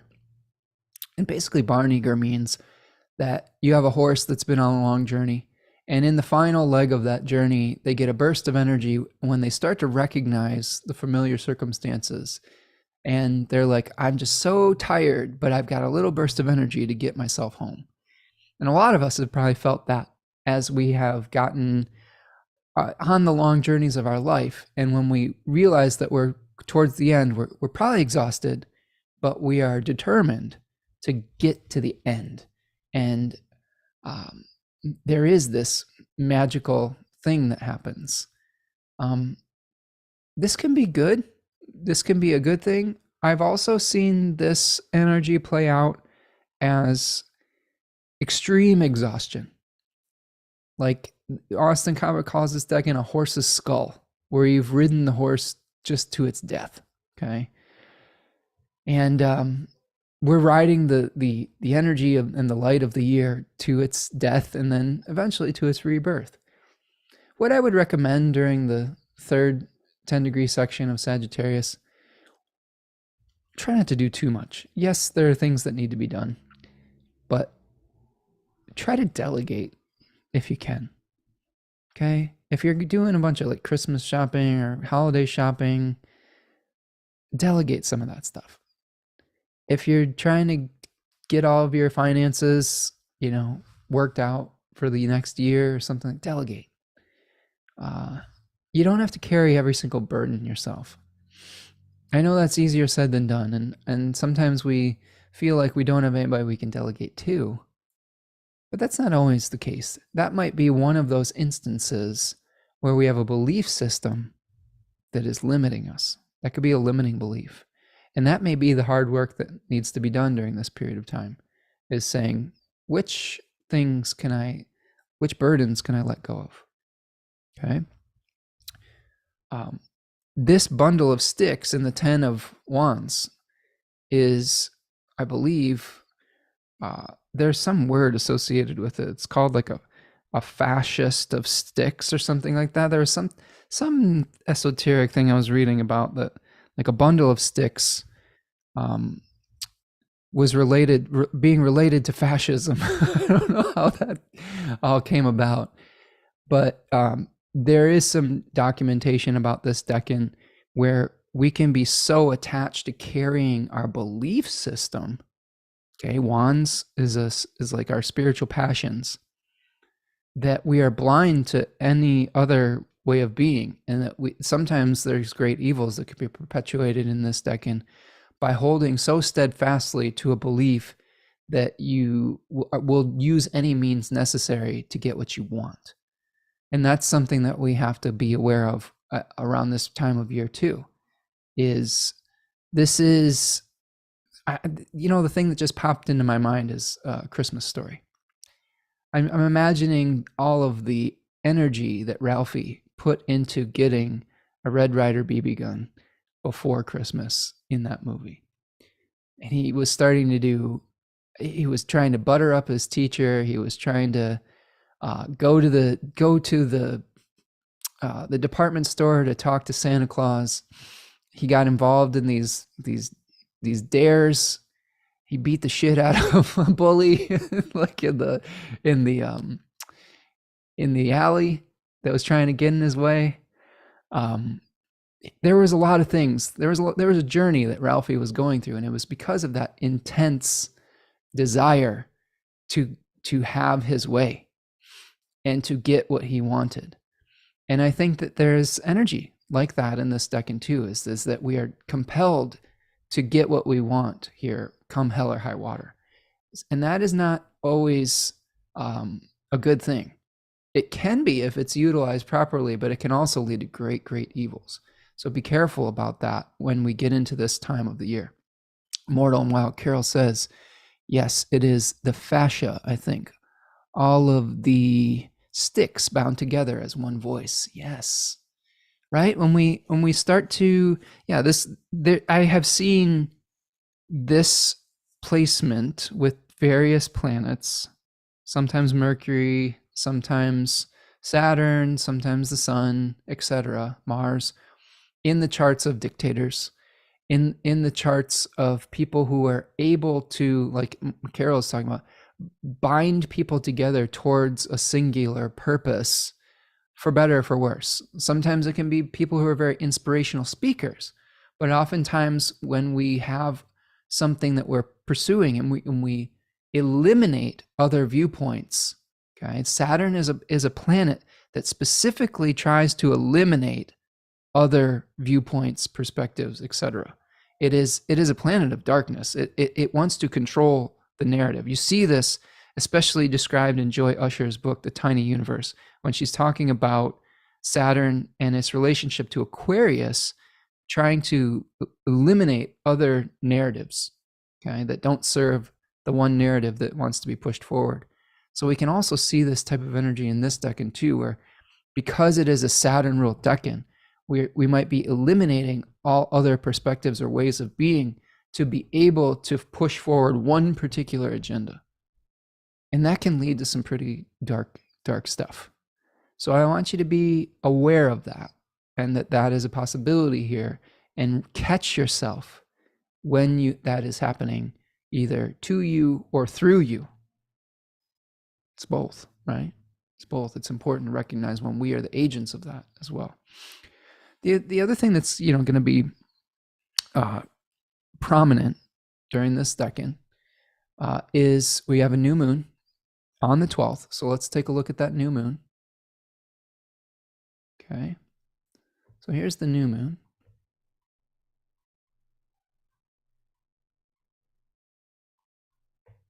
Okay. So here's our new moon in Sagittarius 3. So we may be feeling that compulsion to get to the finish line by any means necessary. It's hosted by Jupiter, which is retrograde, but going to be stationing direct shortly. I will also point out at this new moon that Mars is co-present with the sun and the moon. So take everything I just said about pursuing a goal no matter what and trying to get to the end of something and add Mars to that mix. It's kind of explosive. It's a little fiery. It's very aggressive. We do have Mercury slowing down at this new moon and about to station retrograde. So you may be ready to just like force the issue and get it over the finish line and be done. But Mercury says, you've got some other things that you might not be aware of. You've got some other plans that need to be made. You have some other considerations and things that need to be weighed, advantages and disadvantages that need to be weighed first before you can move forward with that. Saturn's in a whole sign square to the sun, the moon, and Mars. So again, we may be feeling some frustration. At the end of December, end of November, we haven't even hit this yet as I'm recording this in mid-November, we will have a Mars-Saturn square where we're going to be wanting to move quickly, but we're going to be heading right into the watery depths of Saturn. So you might be wanting to move with great speed and rapidity, but you will be heading into deep waters. I-Ching that I pulled this week for this month speaks to the abyss. We have both the army, number 7, changing into the abyss. So our desire to marshal our forces to move forward may be bringing us into territory that we may not completely be prepared for, and that will bring us into places that we've maybe never been before. And there is danger in that. When we don't have experience of a new situation, we have to tread lightly. And this is what I think is the way to deal with this new moon. Now, the other factor with the new moon is really one of the closest aspects we have to the lunation is a square with Neptune. And the sun is going to be, the sun and Mars over the next few weeks, and Venus, they're going to be making contacts with Neptune. The sun's going to square Neptune on the 16th. Mars is going to square Neptune on the 28th. And Venus is going to make a trine to Neptune on the 25th. So what are we dealing with here? Well, all of the things that I just talked about with Sagittarius 3, the desire to finish something, the fascia of sticks, the binding together of one voice and one purpose, can often be colored by a religious fervor of Pisces 3 here with a square. So not only are we dealing with a Jupiter, a Jupiter sign, 2 Jupiter signs, okay? We are dealing with a Sagittarius one that wants movement, that wants to do it and ask questions later. And when we have the square with Neptune, it's feeding into potentially the illusion that we are on a crusade for the right. Every person who has gone and done something great or great evil usually has painted themselves as the hero or the savior of their own story. And this is super important as we move into this series of aspects, is we have to be really, really careful about what we're pursuing and um, attaching this sort of I don't know, what is the word I'm looking for? Fervor, you know, this like this passionate pursuit of some idealism at all costs. If you're pursuing an ideal at all costs, chances are there's somebody that you are stepping on, you know, or something of that nature. So be real careful about being realistic about what you're pursuing, because you may feel the drive of a non-K. You may feel a force compelling you to act and to finish something, but it's running smack into Neptune, which is a dissolving influence, which helps distort reality. There could be a very strong distortion of what is real and what isn't.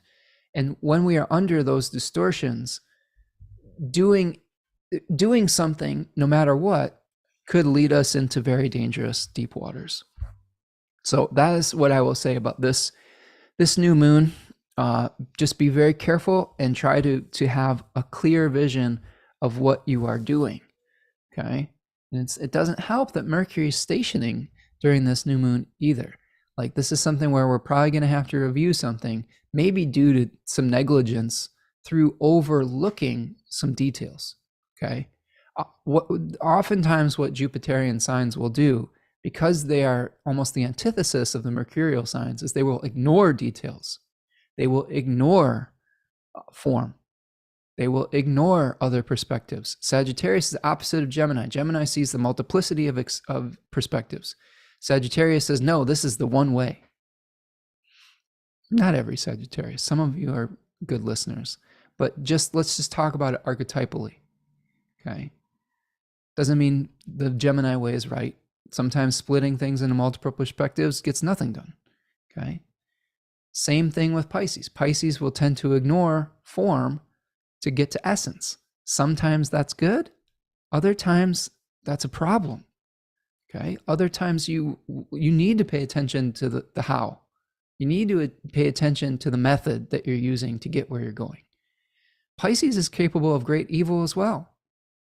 A Piscean that's off of their integrity believes so deeply in something that it doesn't matter what gets in their way. That's what they're going to pursue, right?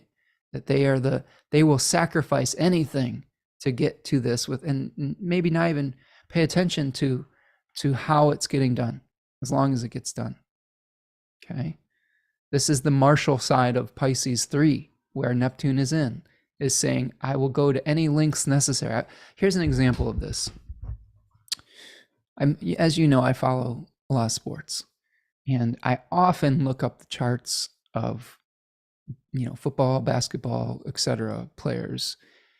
And I have noticed that the Piscean players, the prominent Pisces placements, especially in basketball, are some of the dirtiest players I've ever seen. I'm talking about Blake Griffin. I'm talking about Draymond Green, like Shaquille O'Neal, like, and on one level also. I don't know how dirty Shaq was, but he had some moments. But definitely Blake Griffin and Draymond Green and Marcus Smart, all Pisceans. They are willing to do anything to win, including like acting like they've been injured, like, or that they're flopping around. And on some level, if you got those guys on your team, you respect it. You respect the fact that they're willing to throw their body around and that they care very little for their physical form, they will win at all costs. But if you're an opponent, you hate playing against guys like that, because they don't care if they get hurt, which means that they don't care if you get hurt. And this, if you take that metaphor and you apply it to your life, this could be part of the challenge of this new moon, is that we may not respect the limits of our bodies or other people's sovereignty. We may not respect the physical limitations that we all have to work within, that Virgo teaches us, the rules of incarnation, the rules of manifestation. And we may just like try to pursue something, and then eventually you will have to deal with the fallout with that. And that might be part of the Mercury retrograde story, is there might be some physical fallout from getting too passionate about a particular ideal. Okay? So, Mercury retrograde, 13th, you can see here Mercury is turning red, which in my program denotes retrograde motion. 8 degrees of Capricorn, which is, I believe there's a fixed star there called Fasces, which is the eye of the archer in Sagittarius.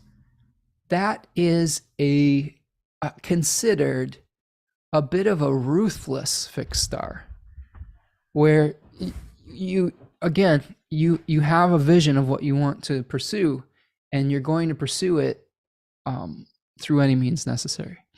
So I have found that some people that have Capricorn placements at times will use their Saturnian objectivity to climb the mountain, and their Saturn/Martial energy, because I do consider Capricorn a sign of both Saturn and Mars because of Mars's exaltation in that sign.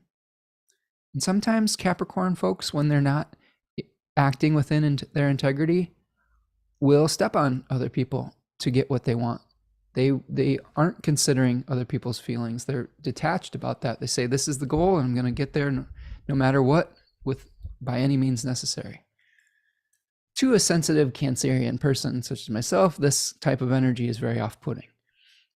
I know it's necessary sometimes, and I know that it is important to be objective at various times, but that's one thing that has kept me a little bit maybe below the level in various careers that I've had of the top folks in the field, is that it's very difficult for me to justify hurting anyone else on my way to do that, whether it's intentionally or not. Sometimes folks aren't even aware that they're hurting other people with their actions, and they're just kind of mindlessly pursuing their own desires and goals. And as a sensitive person, I think I may even be overly sensitive about hurting anyone's feelings and hurting anyone on the way to doing what I want to do. And I think that this is something where this Mercury retrograde is going to ask us, are you being too ruthless in pursuit of a goal? Are you thinking about other people's feelings? Are you overthinking about other people's feelings? Sometimes we do that. Sometimes we get so afraid of stepping on someone else's toes that we don't actually do what we need to do to get something done. Sometimes what we need to understand, if I play devil's advocate, is that there's enough for everyone, right? That there's enough to go around, and that just because you're pursuing something, or that you're doing something similar to someone else in your field, doesn't mean that you're taking away from them. It means that there's just a different perspective. So there's two sides of the same coin. Julene is here. What's up, Julene? Nice to see you, my Arizona friend. How you feeling about Kyler Murray's first week from the Cardinals there? I actually started him last week because he was my backup for Jalen Hurts, and he did pretty well. I'm excited about that, and my man James Conner, have him too. So sorry for the little Cardinals digression, but nice to see you, friend. So we're talking Mercury retrograde here. So Mercury is going to retrograde from December the 13th all the way until January the 2nd. It's going to station direct at 22 degrees of Sagittarius.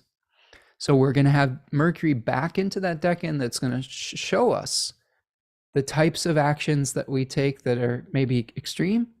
Okay, the types of beliefs that we have where we're going to do it no matter what, no matter the cost, and then we get to start moving forward again in the beginning of January. The Mercury is also going to emerge as a morning star. You should really keep this in mind on December the 30th as well. The same day that Mercury stations direct. I always find that really fascinating, is that these Fasces moments really a lot of times tend to align with one another. And what I mean by phasis moment is an omen that speaks. Robert Schmidt would talk about a retrograde or direct motion of a planet, or a planet emerging from the beams or a cazimi, as a phasis moment. And we'll see retrogrades handing off to other stories. So we will see Mercury's retrograde, and then subsequent emerging from the beams as happening the same day Jupiter stations direct. So we may get some messages on the 30th that will help us to understand what we need to move forward in the Jupiterian story of our life.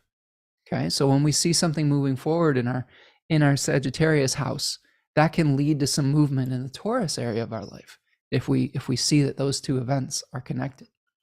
So meditate on that as well. Julene says, well, he did so well. So did Josh Dobbs. What a story. I liked him. Smart player. Yeah, Josh, for those of you who are just listening along, Josh Dobbs was a quarterback for the Cardinals in Kyler Murray's absence and got traded to the Vikings and is playing very well over there. He's an Aquarius sun. Kyler Murray is a Leo sun. And Josh Dobbs is like a trained astronaut, if I'm remembering. They call him the Pastronaut, which is the most amazing nickname ever because he's a quarterback. He passes the ball. It is a pretty cool story, and it's interesting to see his success. I saw like what might have been a fake news thing, but where they said that they were going to send Josh Dobbs to Mars, like he had volunteered to go on a mission to Mars in 2024. And I don't think it was real, but it was the fact that it was even something that could trick us into thinking it was real, because he is sort of like a trained astrophysicist or something like that, is pretty incredible. Okay, so let's keep on going. So time Mercury retrograde, review how you might be pursuing your material ends by all means necessary. Okay, or by any means necessary. Maybe review ways that you can pursue your goals without necessarily have to be so ruthless about it. Okay, like you can pursue a goal without crushing and destroying those around you. Because what I will say, what I've learned from my own dipping my own toe into ambition, which, sometimes I can get ambitious, but other times it's unappealing to me. It's lonely at the top. You step on your friends' heads to get where you want to go. You're not going to be able to enjoy the fruits of your labors. And some of you may disagree with me on that, but I have found in my life that is true. Anytime that I've compromised my integrity and taken advantage of other people to pursue my own ends, the victory is less sweet. So consider that with this Mercury retrograde, that maybe releasing some of the ruthlessness of pursuit, and maybe try to achieve more of a communal goal, or so that you can arrive with your friends and your family intact, right? Okay, let's move to the 15th. So on December the 15th, a couple things going on. The sun's going to be trining the North Node. And this is something that, this is an aspect that sort of, I have mixed feelings about trines with nodes. I do pay attention to the planets at the bending of the nodes, which I do feel like are important turning points towards increase and decrease. I feel like the trine to the nodes, I feel a little bit confused about that, because the node does not have any light. So an aspect is about witnessing. So that's something where I still am trying to work out whether that's something I want to incorporate into my analysis. But if I were to think about how to expand from the bending of the nodes, which is a planet squaring the nodes, I feel like the trine may be a moment where we're feeling in alignment with our fate, where if the square is a moment where we're at a crossroads, where we're having to make a choice, here we're seeing sort of maybe the fruits of those choices, where we're starting to move away from the south node here, and we're starting to move towards the north node, towards a period of increase potentially. So this could be something where we're starting to see the way that we administrate our life being in alignment with increasing our personal sovereignty. Okay. The other interesting factor happening on December the 15th is that Mercury is going to be moving under the beams of the sun. Now, this is an important moment of phasis that usually coincides with Mercury stationing direct or retrograde. So sometimes it happens the same day, sometimes it happens a day or two before or after. But here we have it a day after Mercury stations retrograde, moves within 15 degrees of the sun, and it becomes invisible to the naked eye in the sky. So Mercury is going to be both retrograde and under the beams of the sun, which is a challenging position for Mercury. It means that it does not have access to all of its powers. They said that a planet going under the beams of the sun was like a planet taking to its sickbed before being renewed in the heart of the sun. Because remember, we're heading towards a Mercury cazimi later in the month. So Mercury is weakened. It is feeling maybe a little bit ill. Maybe our ability to pursue our communications around our material resources are a little bit challenged. Mercury in the retrograde under the beams phase can also be likened to Mercury becoming psychopomp. And psychopomp is a fancy word for a guide of the souls of the dead to the underworld. So we may be ushering old stories, old forms, and bringing it to a place where we can finally release it. Okay? So there may be something where we have to kind of really go internal and really search through our hearts, through our minds, through our memories, and figure out what needs to be released so that we can be renewed, so that we can create the type of material abundance and security that we are hungering for oftentimes. This is a question I get a lot as an astrologer, is when's the money going to come through? When's the new job coming? And oftentimes we just have to get out of our own way.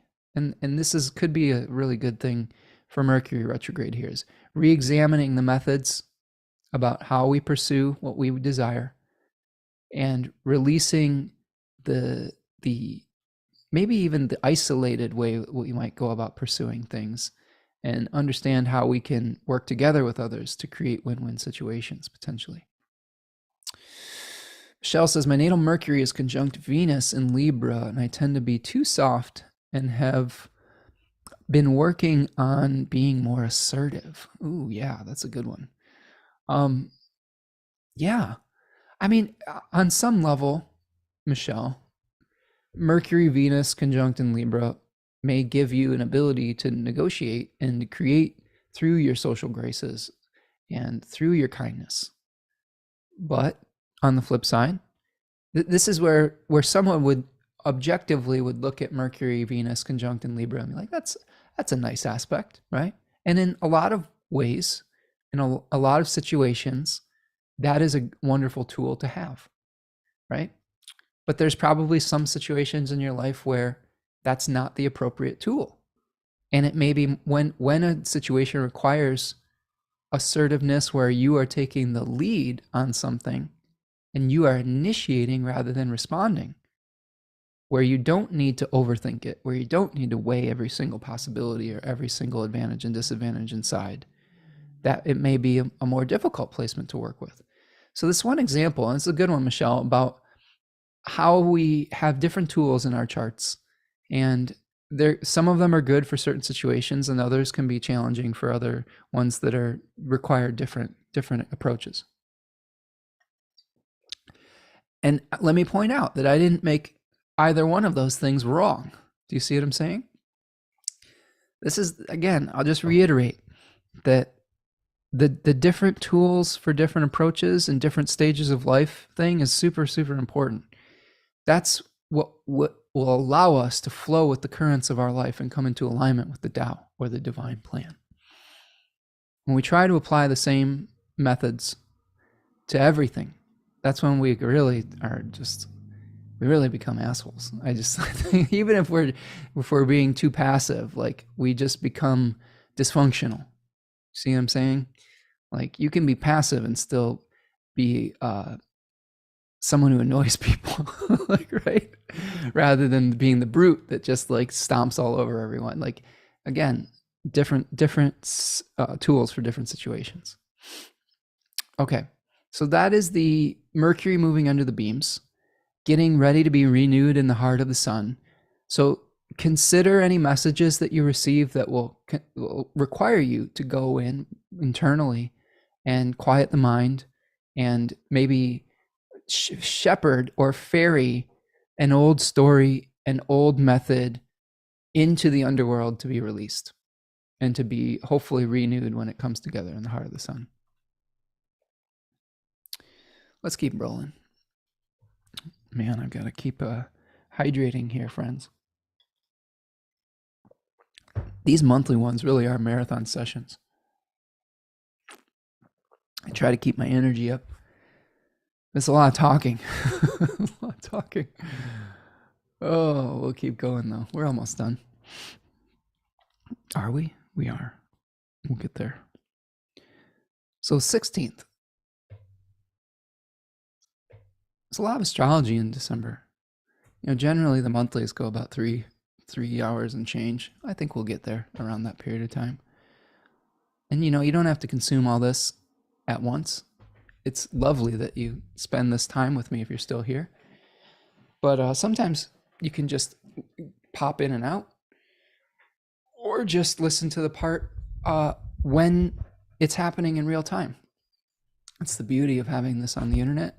So you can bookmark it and say, there's some stuff going on. It's December the 16th. What the hell is happening? Maybe I should go back and check out Spencer's video and see what he has to say about this period of time.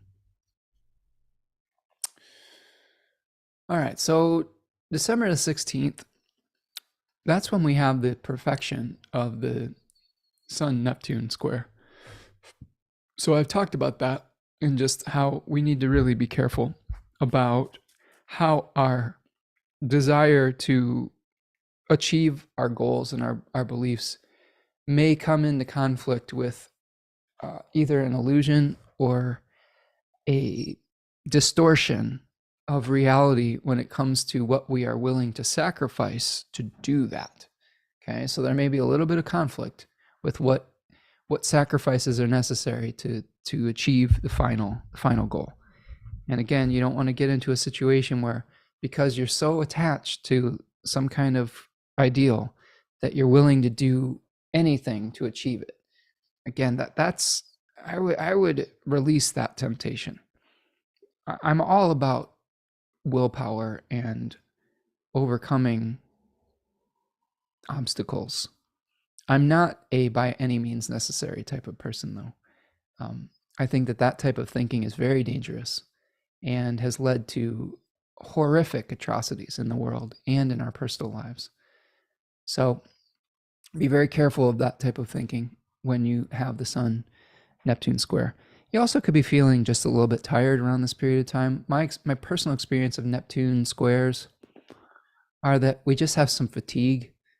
Neptune is a planet that dissolves, and you could, if you want more information about Neptune, there's a really great lecture by Robert Schmidt where he talks about Neptune, Pluto, and Uranus as being transcendental, their own thing, but related to maybe a transcendental version of Mercury in Pluto's case, the sun in Uranus's case, and the moon in Neptune's case. And he compares Neptune to being the universal substance that philosophers would call the one thing, whereas the Uranus being related to the sun would be related to what philosophers call the one mind. And by consciousness acting on substance we create. And when you have prominent Neptune transits, placements, oftentimes what is happening is matter is returning to that undifferentiated state. It is dissolving back into the one thing.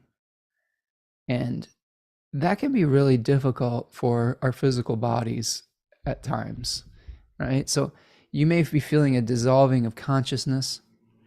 This could also be a dissolving of an ability to assert your authority. Okay.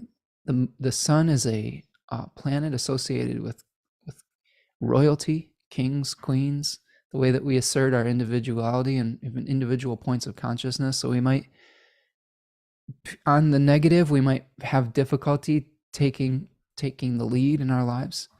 On the positive, maybe it helps us feel connected to something greater than ourselves.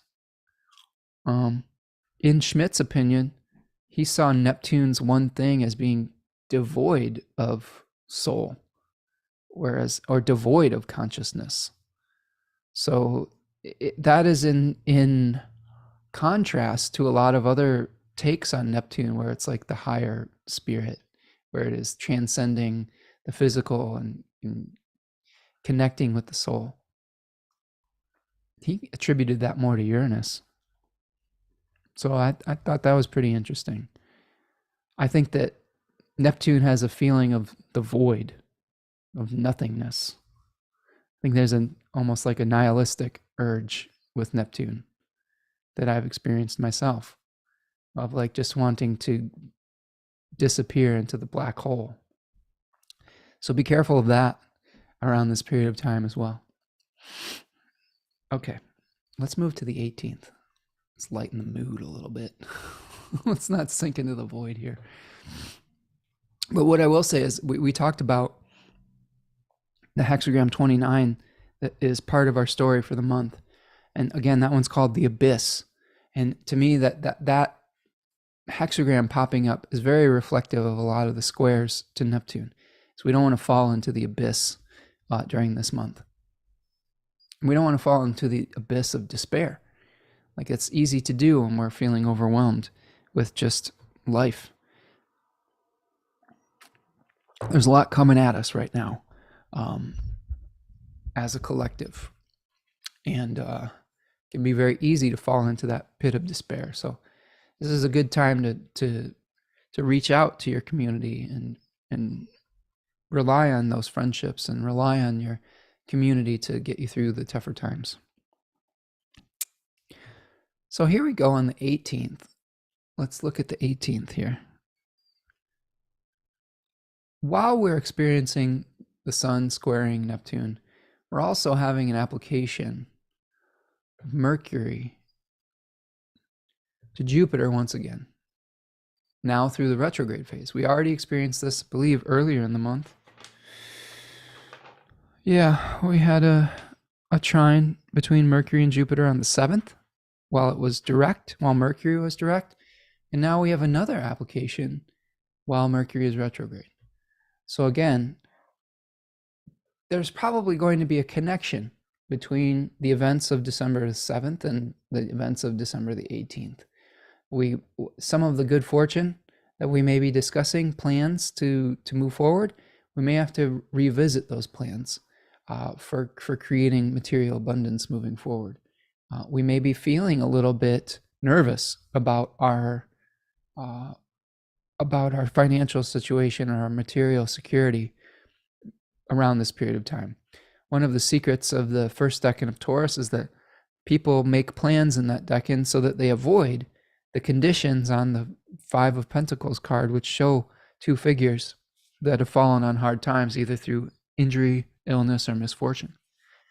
So what I have found with people that have prominent Taurus 1 placements is they are often very hard workers, but a lot of it is because of a fear of being poor or destitute or of lack.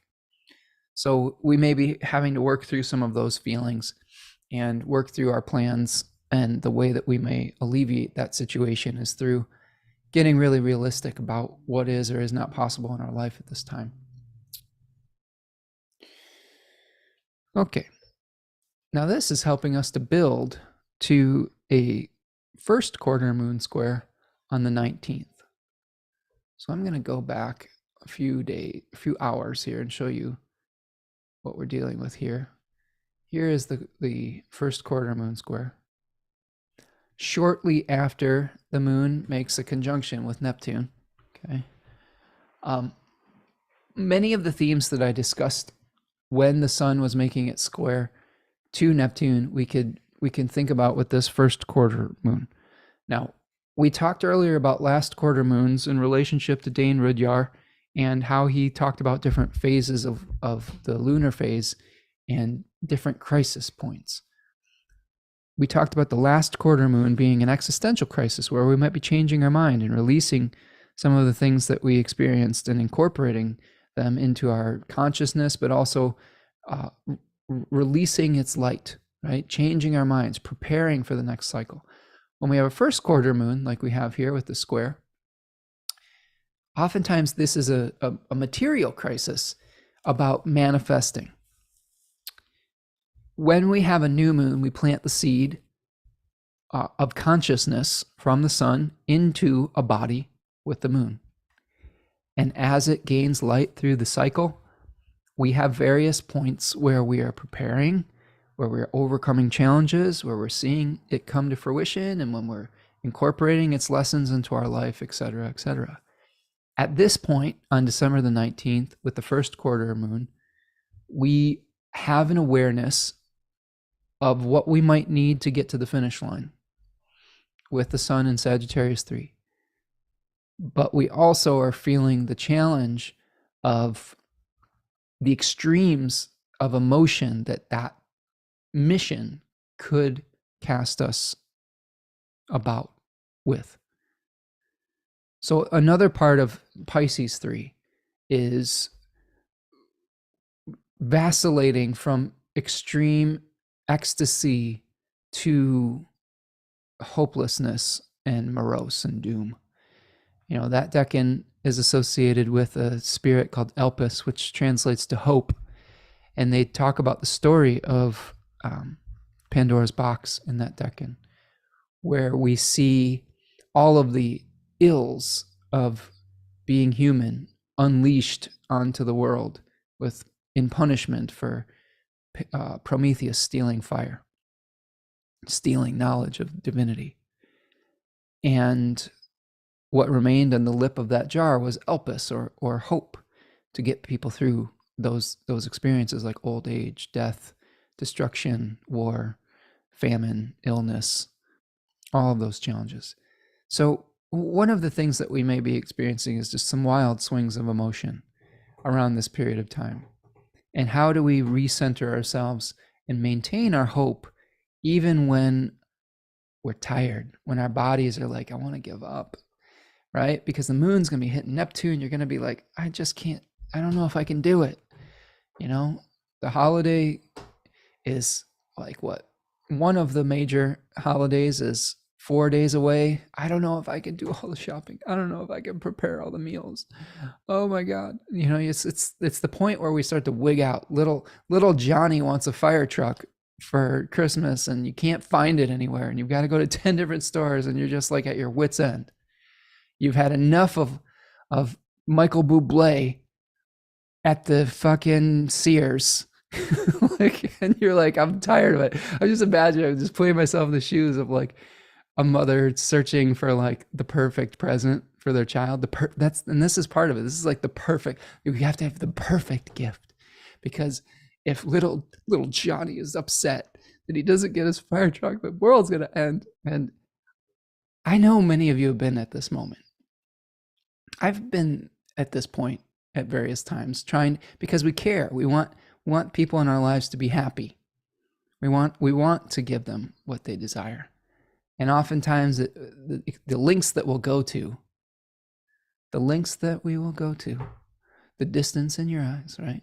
It'll cause you to lose your religion going out there and doing these things. So take it easy at the first quarter moon here.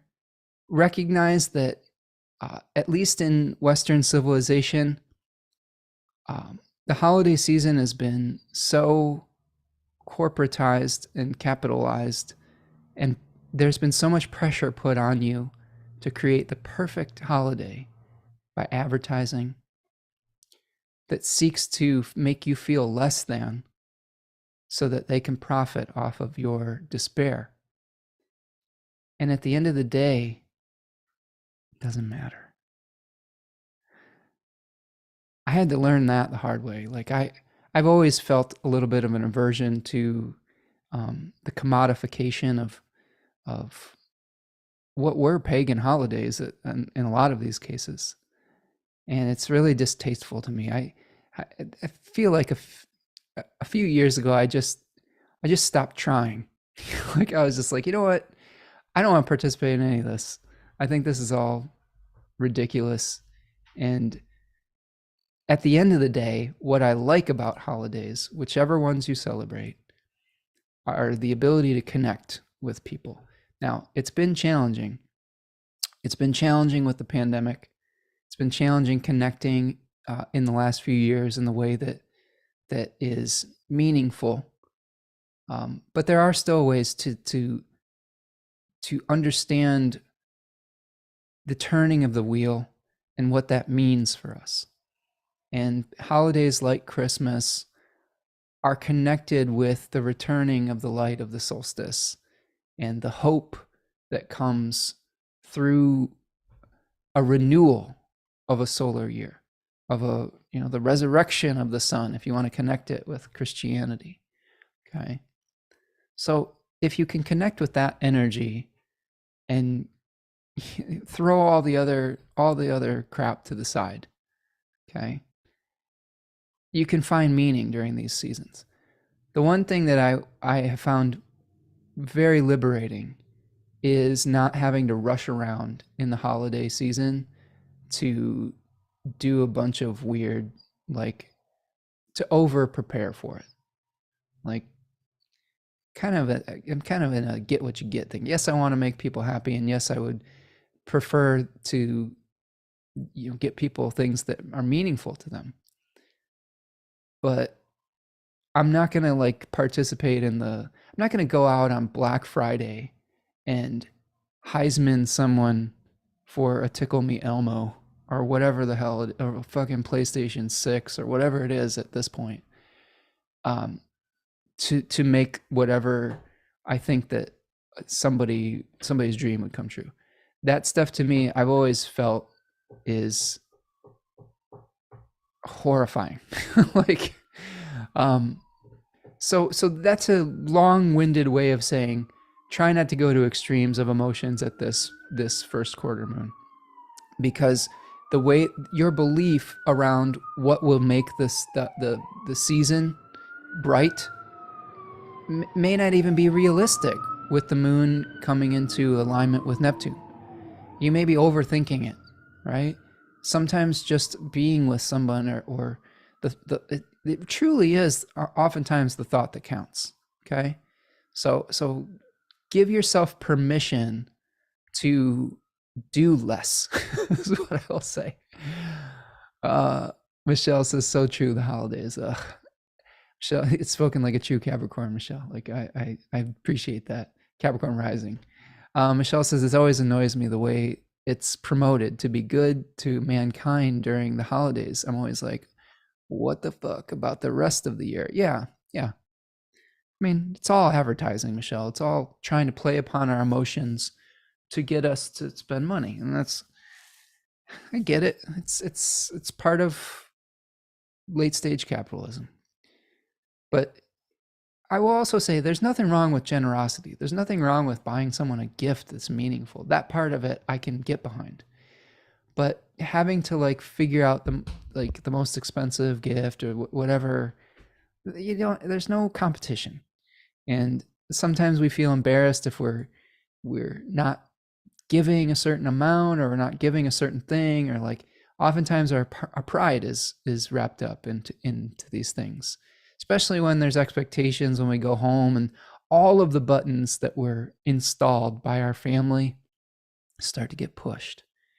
And I'll tell you what, I really haven't participated in a big family like holiday since the beginning of the pandemic, and maybe this is just my 12th houseness talking, but it's been so liberating that I don't have to put on that like mask of like pretending like I am having a good time. I miss my family, but at the same time, like not having to go through all that pomp and circumstance has been like such a gift to my hermit nature that I don't know. I don't know how to re-engage with it. I that's just this is where I'm coming from. So for you, holidays might be something different. Um, my subjective perspective, if I just will defend that position a little bit more, holidays for me were stressful, especially coming from a family that was a divorced family. So holidays meant my parents fighting about where I was going to go and who I was going to visit, and always feeling a little bit awkward that one part of my family was going to be upset or disappointed that I wasn't there or something like that. Like, so that definitely colors my disinterest in those types of experiences. But your mileage may vary, is what I will say. Scarlett Morosa says online shopping has become the go-to even for groceries. Yeah, that is another really nice boon. Some people like shopping, and I'm not going to fault you if you enjoy that. But yeah, online shopping has made it a lot easier, especially for people who have like sensory sensitivities. Like for me, I would say that one person pointed out that I might be an HSP, or a highly sensitive person, which I think could be true. I think that I just have all of my senses are very, very heightened, and I get easily overwhelmed in situations like a shopping mall. Like I don't like it. I don't like the smells. I don't like the sounds. I don't like the lights. I don't like all the people. So I have to really pace myself with things like that. Michelle says never once did a Black Friday, and guess that's so Cap Rising. Yeah, and you know what? Here's my final thought on that, and then we'll move on. Black Friday is indicative of wealth inequality. The fact that people are so desperate to get items that they normally could not afford, that they're willing to injure and harm others to get them, is indicative of a system that isn't fair. That where people are trying so hard to make the wages that they get go a certain distance and length, that they're willing to compromise their integrity, is a systemic issue more than just a personal issue. So if you've been on Black Fridays and you've been like, oh my God, I have to camp out in front of Best Buy to get the latest thing, I think it's more indicative of this a broken system more than a personal failing. So I think that should be stated.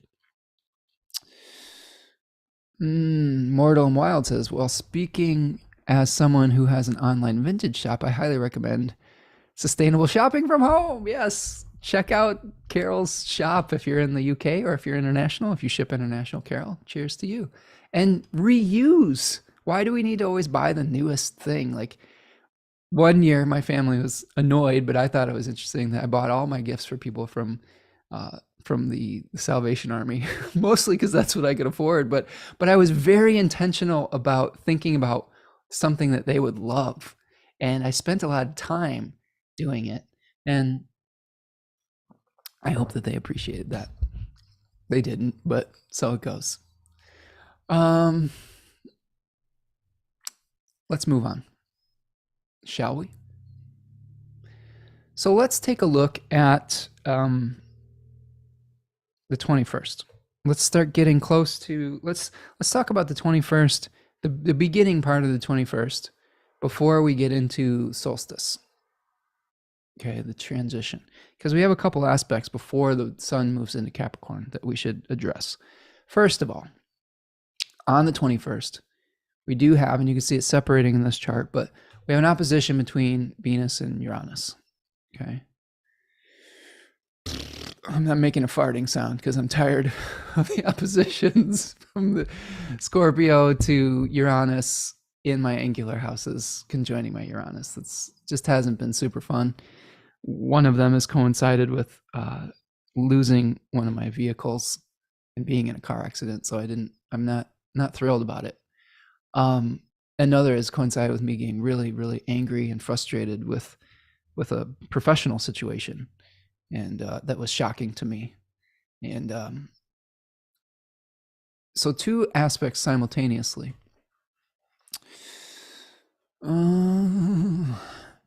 So Venus opposing Uranus on Thursday, the 21st, and Mercury retrograde making a sextile to Saturn. So the oppositions with Venus and Uranus. We've already lived through we've lived through the Mars opposition to Uranus. Hopefully you've all survived that. No super worse for the wear. We have lived through the solar opposition to Uranus.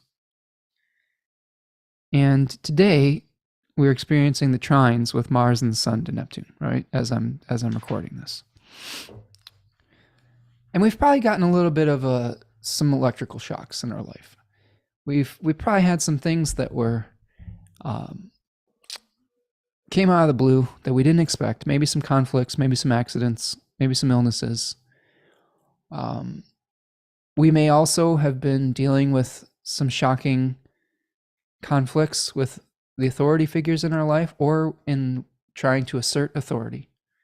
I have another person in my life who is in a position of authority and had to have a really difficult conversation with a coworker this week. And that was very Sun Uranus. There was a lot of grievances aired, and maybe they moved on with it. We'll see. But with Venus now opposing Uranus, this could be a challenge where, and it's going to happen at 19 degrees of Scorpio and Taurus. So in the second decans, and Venus in Scorpio 2 is really it's a nostalgic decan where we are glamorizing the past and maybe revisiting a memory or revisiting something that was important to us, not necessarily for the purpose of keeping it alive forever, but for distilling some type of wisdom and essence from it. So we may have a shocking revisiting of some kind of old friend, old relationship, old memory. And try not to let that throw you too much for a loop. I think that as Venus is moving into its own decan or face in the third decan of Scorpio, the challenge of that 10-degree section is one of the Seven of Cups, where we are lost in the illusion of something that has already passed, where we're doing debauchery. It's literally called the Lord of Debauchery. We may be addicted to something that isn't good for us. We may be glamorizing something that isn't vital anymore. So this shocking revisiting, my recommendation would be, don't let it keep you attached to the thing, because you may be shocked into wanting to merge even deeper into the form that isn't providing vitality anymore, that needs to be released. And it would serve you well to have a sober reflection upon that. Now, Mercury is going to be helping by its sextile to Saturn. That Mercury-Saturn sextile is a sober aspect. So this could be the sobering up after maybe pursuing something that was a little bit, I don't know, not necessarily in your best interest. Venus-Uranus things too. Sometimes it can be a wonderful, like, unexpected good thing. I will say that with Venus and Scorpio, might be a little bit challenging. I was thinking about one time I've had some Venus Uranus meals that were unexpectedly awesome. You know, like with Venus in a good position, maybe it's like you go out and you experience something beautiful or tasty that just shocks you.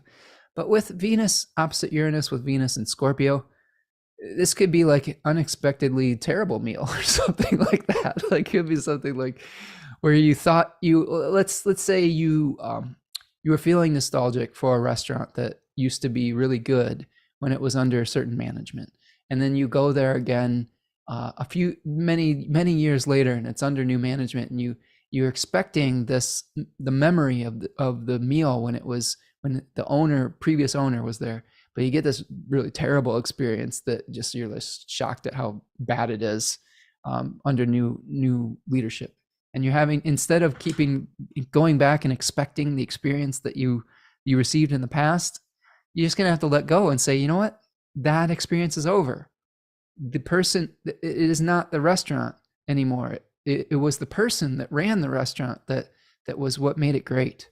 And you can't just name something a similar thing and expect it to be wonderful if it doesn't have the spirit that was animating it in the first place.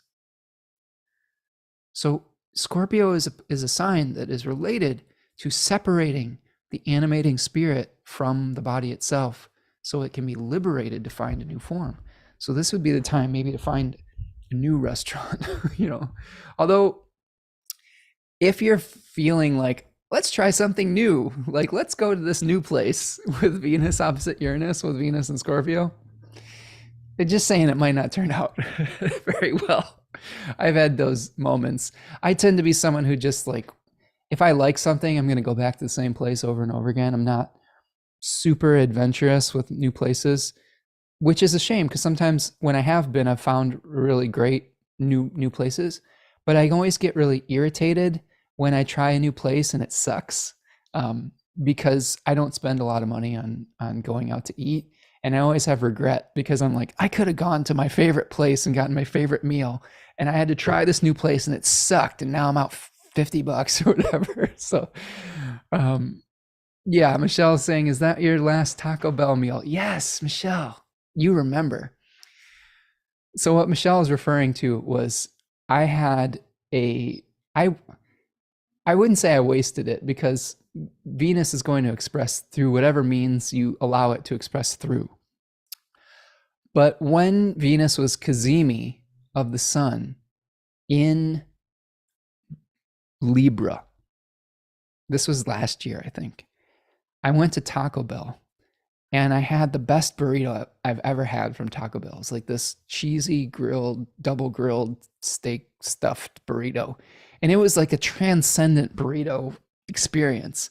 I think we'd just gone like, we'd gone like thrift store shopping or something, gotten some cool clothes, and I was feeling really good about that because it was Venus Cazimi. I was like, we should go thrifting on this day. We could probably get cool stuff. And then on the way home, we were hungry and got this burrito, and it was like, wow, this is incredible. And I tried to recreate that experience after Venus had moved into Scorpio, like a couple weeks later. And because I was like, that burrito was so good, and it was like so bad. It was not even close to the first experience that I had had. So that, yeah, you're right, Michelle, like trying to recreate something that was a beautiful experience.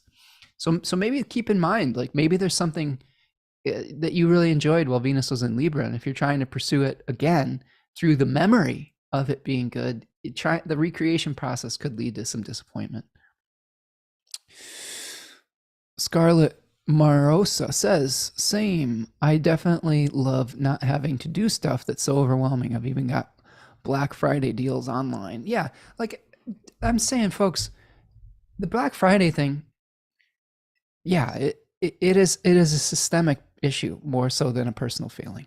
I think that, again, we're so stretched, a lot of us, with our budgets, that just the fact that we can get maybe even just essentials, for not just for ourselves, but when there's pressure to give to others, there's a lot of pressure within that. You know, when we're trying to make others happy, it's hard enough to get the things that we need personally. It's much harder during the holidays when the expectation of trying to create happiness through material means comes in late stage capitalism, where the economics aren't equal, right? So it forces us into these really difficult situations. So I'm not going to be upset if people are getting Black Friday deals on Amazon or whatever, wherever it is. I mean, it is nice to like Carol is saying, to shop from your local person, or like from a small business, or like a resale shop, if you can do that, if you can find that and support those people. Again, I think really at the end of the day, we need to redistribute the wealth to be equal. At the same time, in light of those circumstances, maybe what other thing we need to do is release our expectations of what constitutes a perfect holiday season, and what giving really means. Okay, there's lots of ways to give of yourself. There's lots of ways that we do this here on these live streams. Some of you are in the position to be able to give material means, and that's amazing. That is super appreciated. It definitely helps me to do the work that I do. Others of you are in position to offer your thoughts, your presence, and your support, and that is equally as valuable to me. So there's all sorts of different ways to be supportive of the people in your life. Sometimes it's just through your presence. So don't discount that, and don't try to elevate one over the other in this holiday season. Okay, so that's the 21st. And now let's look at the solstice. So I'm just going to look at the ingress chart for Capricorn. This is a technique that astrologers do. A lot of mundane astrologers will look at this. They'll look at the ingress chart for a particular location of when a planet is moving into a new sign, or a new season. A new cardinal sign is usually when they're doing this. And you can look at the fate of a country or a city by using the location of the capital or of that particular city. So this is an ingress chart just for my particular location. It is not for Washington, D.C. or anything like that, but there's probably a few things we can glean universally about what the coming season could be about. I mean, the first thing that I notice about the movement of the sun into Capricorn on December 21st is it's very, very close to a Mercury cazimi. The Mercury cazimi is going to be happening on the 22nd. So we have Mercury moving into the heart of the sun at a very, very powerful degree. The first degrees of any cardinal sign are really important. They're very, very much initiating energy. So we probably are going to be experiencing a powerful new start, or thinking about a powerful new start around this period of time. And I just want to give a shout out to my beautiful partner, whose birthday it is on December the 20th. So happy birthday, Tanya, on December 20th. If you want to support Tanya, go check out Third Coast Mojo. She's got some wonderful astrologically elected oils and soaps. She's got new soaps there, so like Mercury and Jupiter soap, and really cool stuff. We made it together, which was an interesting experience. It turned out really well, though. I've been using some of the little extra tidbits, and it works really well. I'm really excited about the work that she's doing there. She mostly made it. I just kind of got in the way, I guess, is what I'll say. If you're wondering how that all worked out, I was like, what can I do? I'm excited. Let me help. It's just like, oh, you're just in the way. I was like, let me do this. She was very patient, but also a little bit annoyed, probably. But you'll get maybe both of our energies within that. So Capricorn season. We have Mercury coming into the heart of the sun. And as I talked about earlier, Mercury is renewed in the heart of the sun. And this is Hermes in the psychopomp phase, traveling through the underworld, gaining insight through maybe revisiting the past, through reviewing parts of our lives. The first decan of Capricorn is consecrated, syncretized with the Two of Pentacles. So you can see someone who is both juggling the past and the future with the lemnisket, which is a figure eight configuration that is reminiscent of the path that the sun takes over the course of a solar year. So we may be weighing the material advantages and disadvantages of a new path.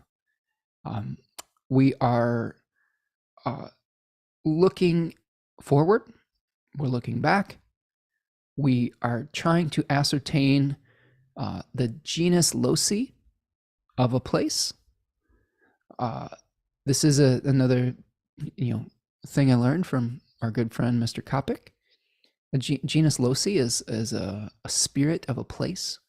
So if you have first decan Capricorn placements, you may have been challenged in your life to move a lot or weigh the advantages and disadvantages of a physical place. I've seen this in client work a lot, where because of their family's need to move around, they had to really learn the rules of a place. They had to learn that the structures of a physical place were very different.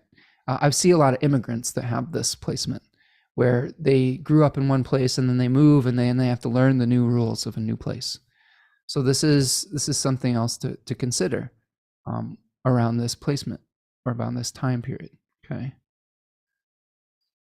Okay, Michelle, happy birthday, fellow Capricorn. Says my son and dad are Cap sons. Me, Cap rising. Funny how that works in this family. Yeah. So, yeah, something to consider with this first decan placement. This is really the last ingress that we have while Pluto is in Capricorn, I believe. Let's take a look at this. I believe Pluto will be. Let's look at next year. Yep, Pluto will be in Aquarius in the next ingress. So this will be the last Capricorn solar ingress while Pluto is in Capricorn. Probably for the rest of our lives. And this is probably a really important moment for governments and structures as well. So rooting out corruption in our governing bodies and systems and our financial systems. All of the challenging wealth inequality I've been talking about, many people, including myself, we can ascribe some of that to Pluto and Capricorn, and exposing some of the corruption of our financial and political systems and the way that we organize them. We also have a Taurus moon applying to Jupiter, trining the sun as it moves into Capricorn. That's really positive. I think that this season could potentially be really fortunate for a lot of folks. And I want you to take a look at the Capricorn and Taurus area of your life and see how those two topics can harmonize over the course of these next few months, etc.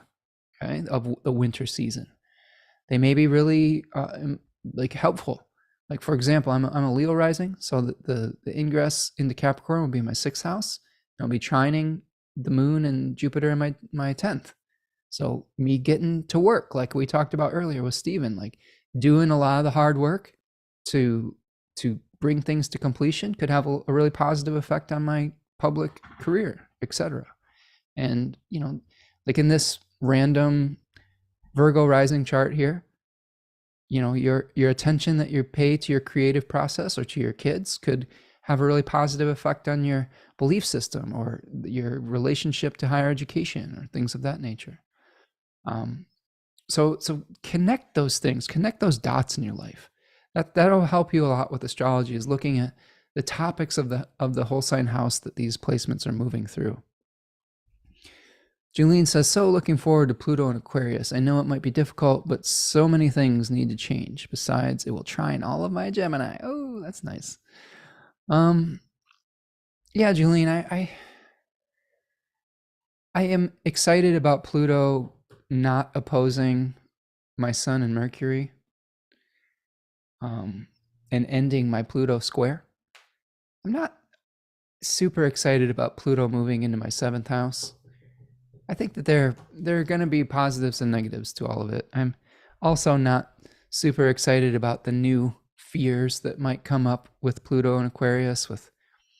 I think that one of the main fears of that is like a technocratic state where we will start to fear technology due to maybe some extremes of acceleration with that. So we'll see. Like, hopefully some of the authoritarian government / wealth inequality issues will start to abate as Pluto moves out of Capricorn, but we'll see. We'll have to live through some of the answers.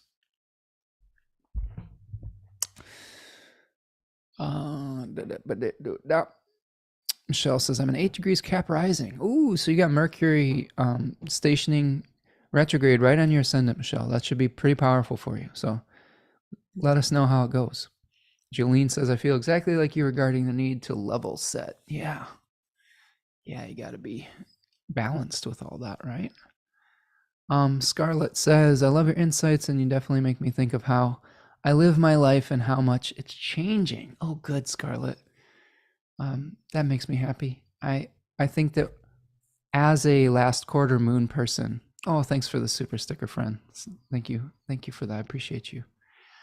As a last quarter moon person, I think I've realized that one of my jobs in the world, I think, is to help people to see things from a different perspective and to release old beliefs, habits that might be blocking them from growth.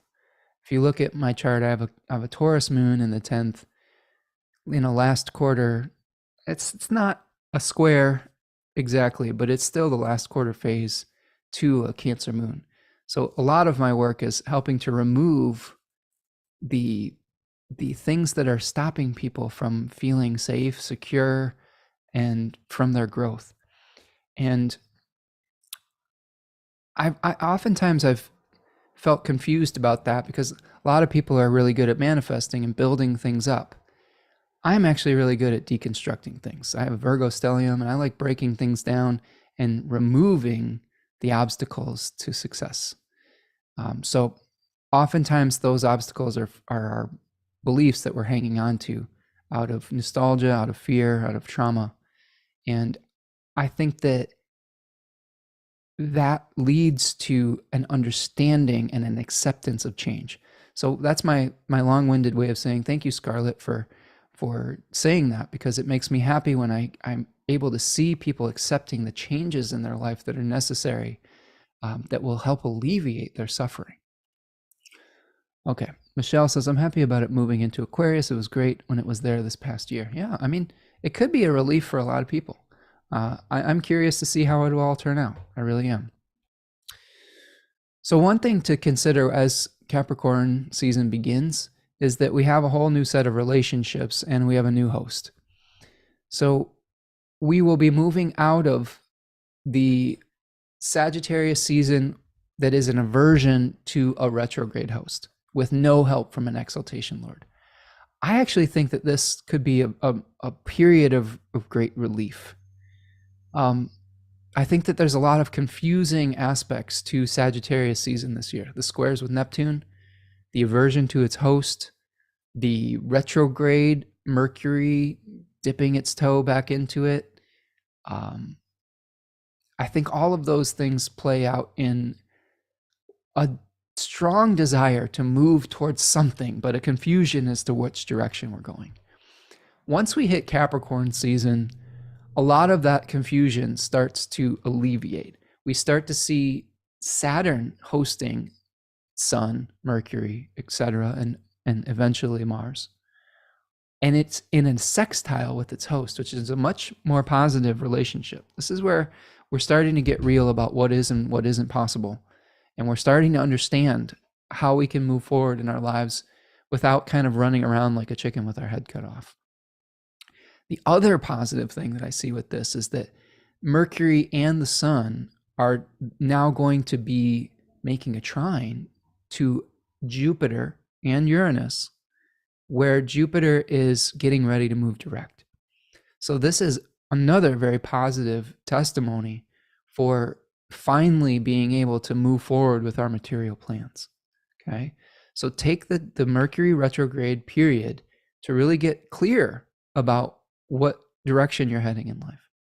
And once it emerges from the beams, Jupiter will station direct and you'll be able to move forward with those plans. Okay. So let's keep rolling.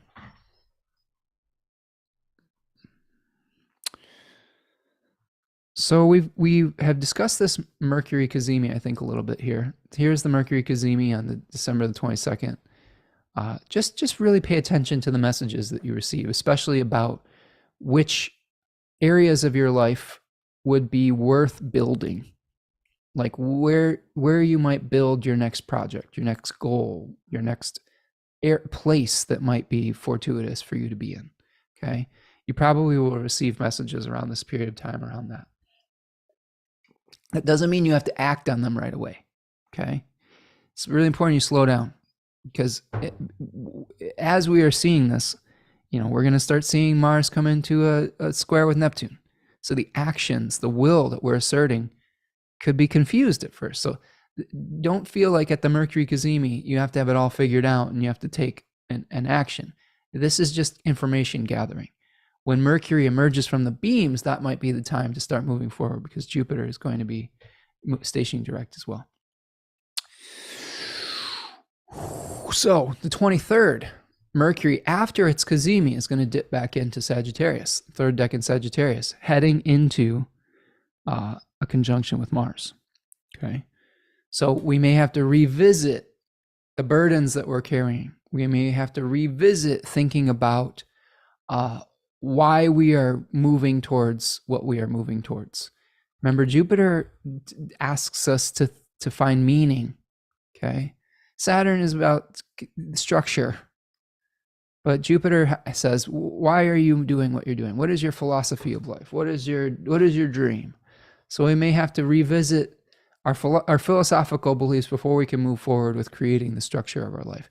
Remember, Jupiter Sagittarius precedes the two Saturnian signs, okay? So you have to be clear about why you're doing what you're doing before you can start building. And you may have to revisit some belief system challenges before you can move forward. Okay.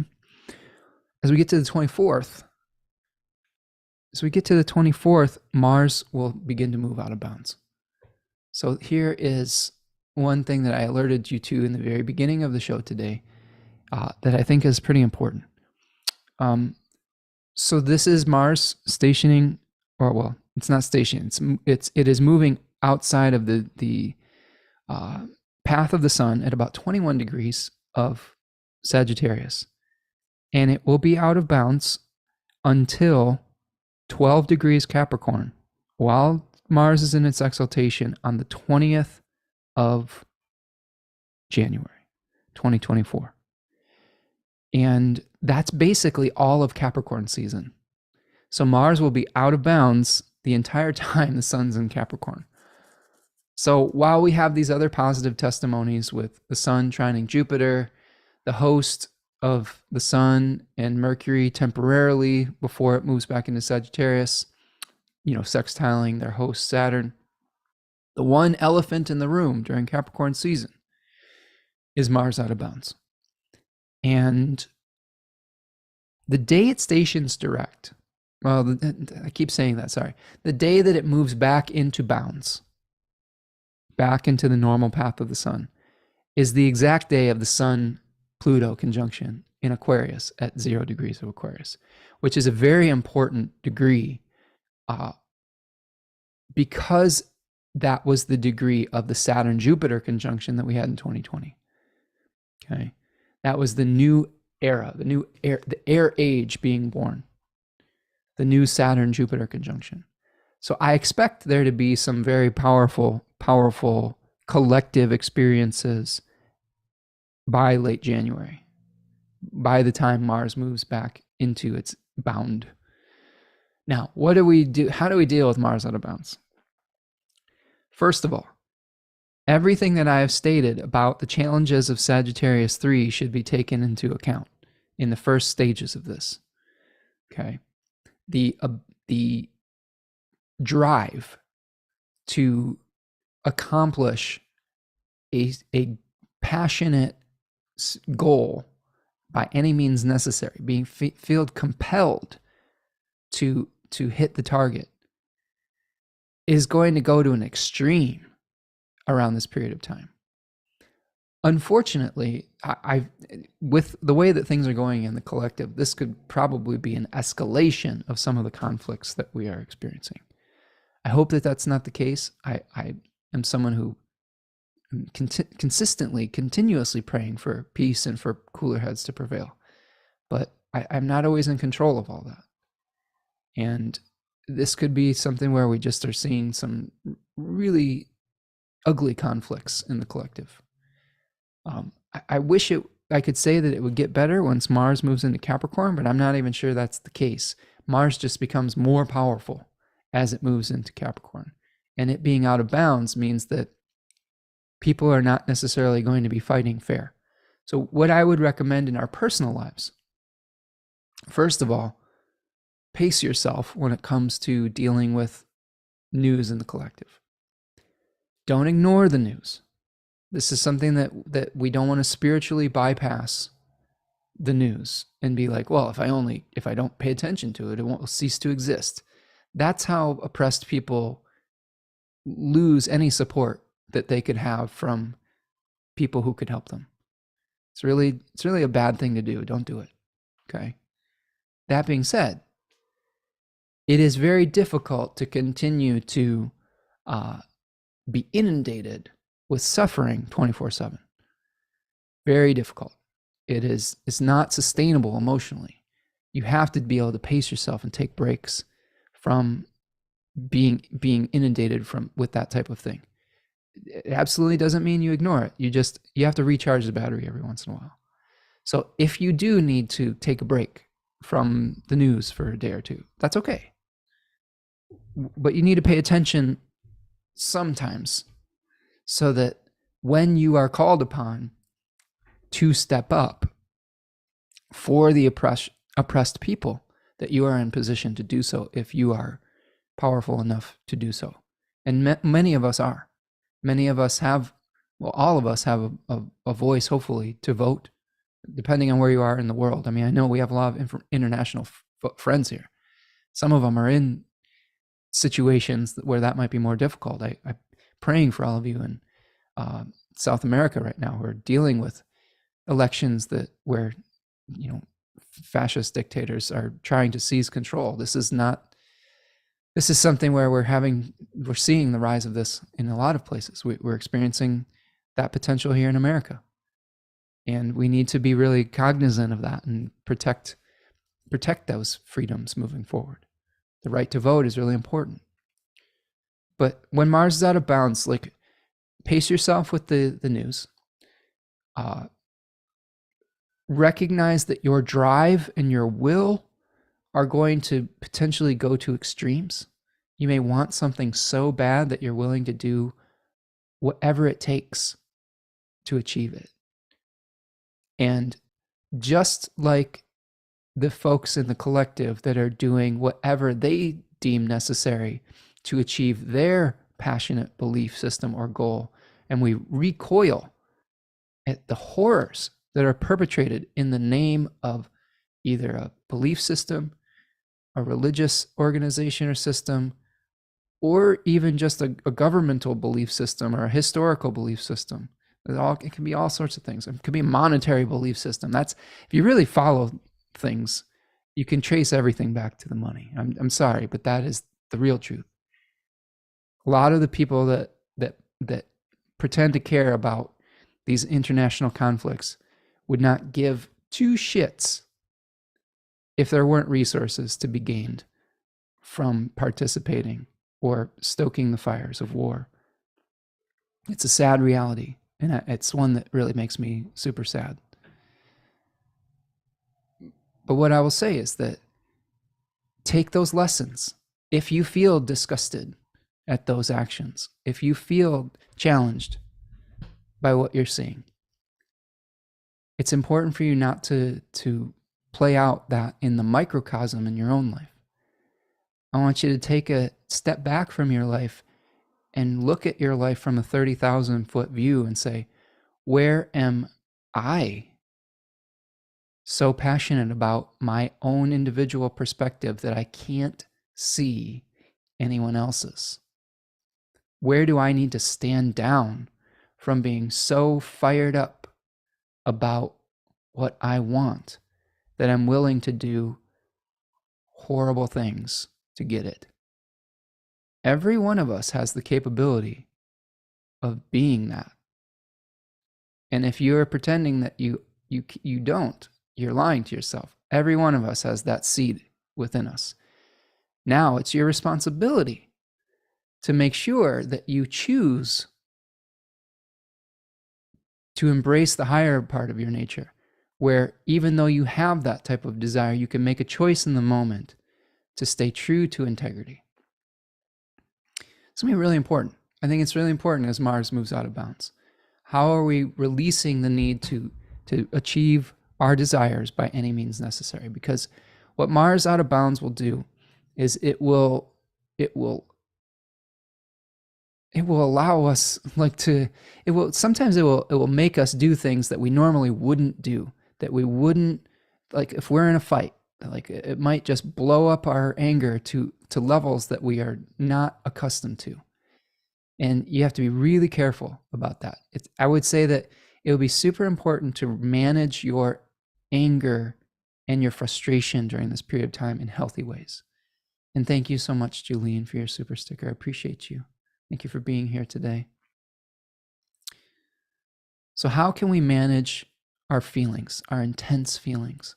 How can we manage conflict in a way that doesn't digress into all-out war in our own lives, in the collective? How can we find conflict resolution that is within our integrity rather than trying to strong-arm our way into what we want? Really important things to consider as we are moving forward through this time period. We're going to get a little bit of a boost from the sun sextiling Saturn. Oftentimes when we have Sun-Saturn contacts, that helps us have a sober perspective on things. So as Mars moves out of bounds, we could be having a more objective perspective potentially. I mean, the other thing I will say is that try to connect that Mars energy to the two houses that it rules.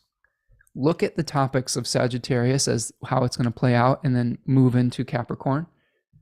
But also try to connect it to the Scorpio topics of your life and the Aries topics of your life, because they will be affected by this Mars out of bounds.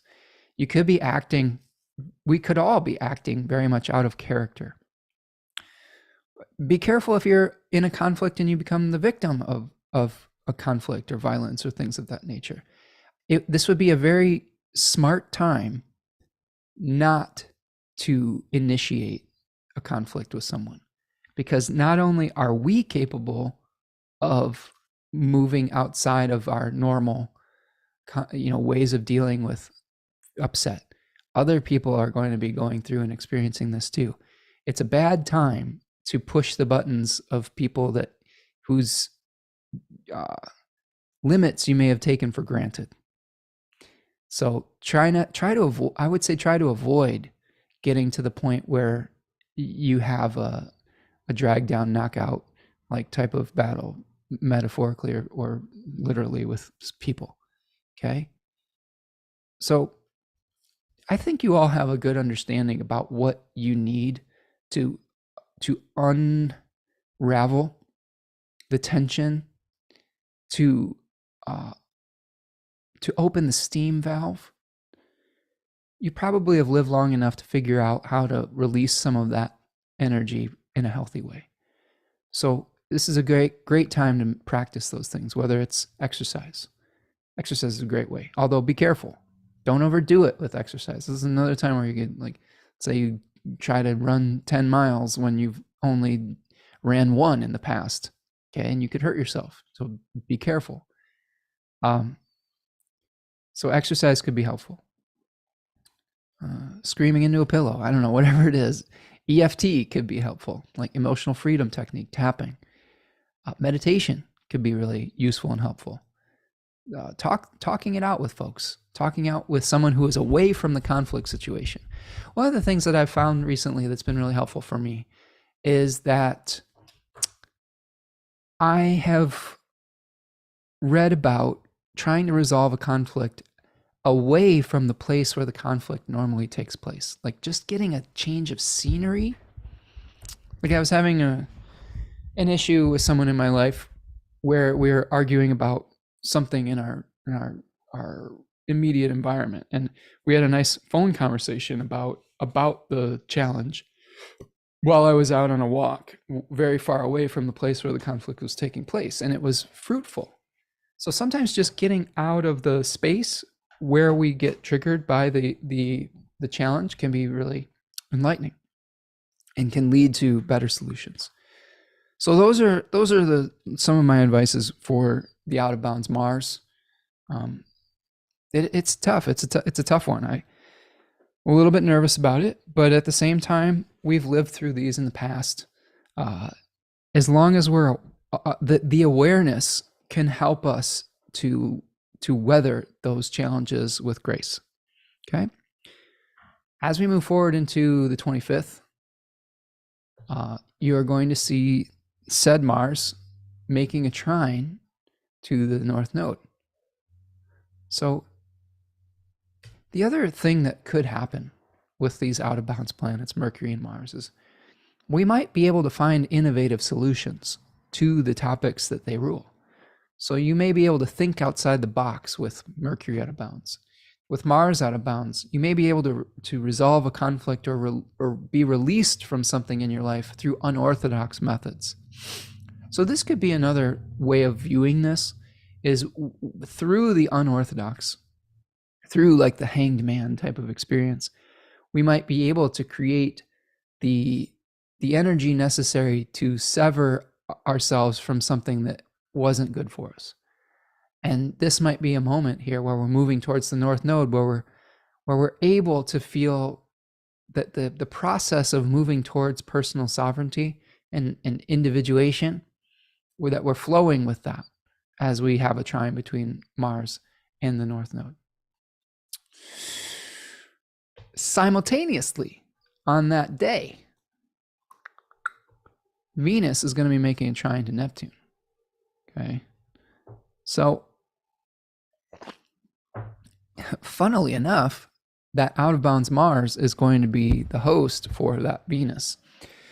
So, I would be real careful. And all of this, friends, is helping us build. I'm just going to move to it because I think it'll be easier to see it all. Okay, so here is the day of the full moon. So all of this is in the context of the moon becoming full. So we have, previously Neptune, Venus, trine. We have that trine between Mars and the North Node. And then we are experiencing this full moon in Cancer. So a lot of these issues that we're talking about here could be related to how we want to move forward with our public or professional lives or our material security versus our domestic relationships and our domestic security, and how we create harmony and peace through relating to one another in deeply personal relationships. So that's the context that all of this is drawn upon. So that Venus Neptune trine, I mean, these are two decans, Scorpio 3 and Pisces 3, which have often been associated with illusion. So just get a reality check around this period of time. Your desires could be about, you could have an illusion about what you are willing to sacrifice, Pisces, Neptune and Pisces 3, to keep something alive that isn't real, Scorpio 3. I've said many times that this Scorpio 3 decan reminds me of vampires, like how glamorous they can be. We're glamorizing life to the point where they continue to do more and more debauchery or evil to keep themselves alive. They themselves are the thing that needs to pass on. So you want to identify the vampires in your life. You want to identify the things that you are trying to keep alive through sucking the blood of others, like, and be realistic and release it. Right? This could be a time where you have some tough conversations within your family about, moving on from certain situations potentially. Now that full moon is, the moon is in its own domicile. The sun is making a trine to Jupiter. The moon's making a sextile to Jupiter. The first aspect will be a trine to Venus. So this may give us some clarity about how to truly let go of some of those things potentially. And oftentimes when we have a first aspect to a benefic, it's good. It's good. I will just caution you that since the first aspect is to Venus in its exile, we just have to be careful about overly glamorizing the past.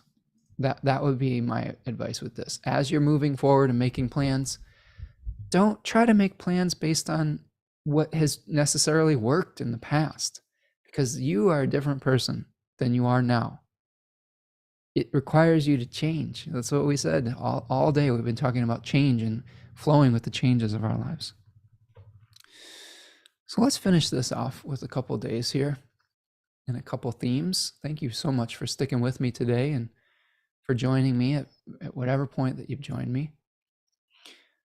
When we get to the 27th, so shortly after the full moon, coming off the holiday, stresses and all the visits and everything like that, Mercury is going to be retrograding. This is a big day, actually, the 27th. There's a few things happening. We have Mercury conjoining Mars. Mercury retrograde conjoining Mars. We have the sun trining Jupiter. Okay. And we also have this Mercury and Mars combination squaring Neptune. Okay. So we are aware of our options potentially for creating success and abundance with the sun in the first decan of Capricorn. We know probably at this point what we're going to need to do to create plans to move forward. The challenge that we're going to have with this is we need to be realistic about it. Mercury Mars is going to fire up our communication. It's going to fire up our desire to move on our beliefs, on our thoughts, and on our ideas. The challenge that we have, again, as we've talked about with this square, is that we have to be realistic about what we're doing. We could be very, very excited about an idea where we want to take action on it right away, but we could be heading into deep waters, because the new thing that we're starting is very different than anything that we've experienced before. When you're heading into a new experience, you shouldn't necessarily just be afraid of the new experiences, but you should be open and cautious, okay, to understanding the new methods that are going to be important for you to be successful. If you just go in guns blazing, no pun intended, into a new situation, and you don't understand the laws of the land, you could get yourself in a lot of trouble. Okay, so slow down during this period of time, the end of December. The beautiful part of the beginning of Capricorn is we should be resting, we should be hibernating, we should be planning. We're not necessarily taking a bunch of actions. This is the time of year where we're setting intentions, we're setting resolutions, but be realistic about the intentions that you're setting, because oftentimes as we move into Capricorn season further along, the dangers are ones of hubris, where we are trying to go against the laws of nature to create what we want to create. You can't rush a seed. You can't rush a tree. You have to nurture it. And this is a time period to be able to nurture the trees and the seeds in your life that you're planting. Okay?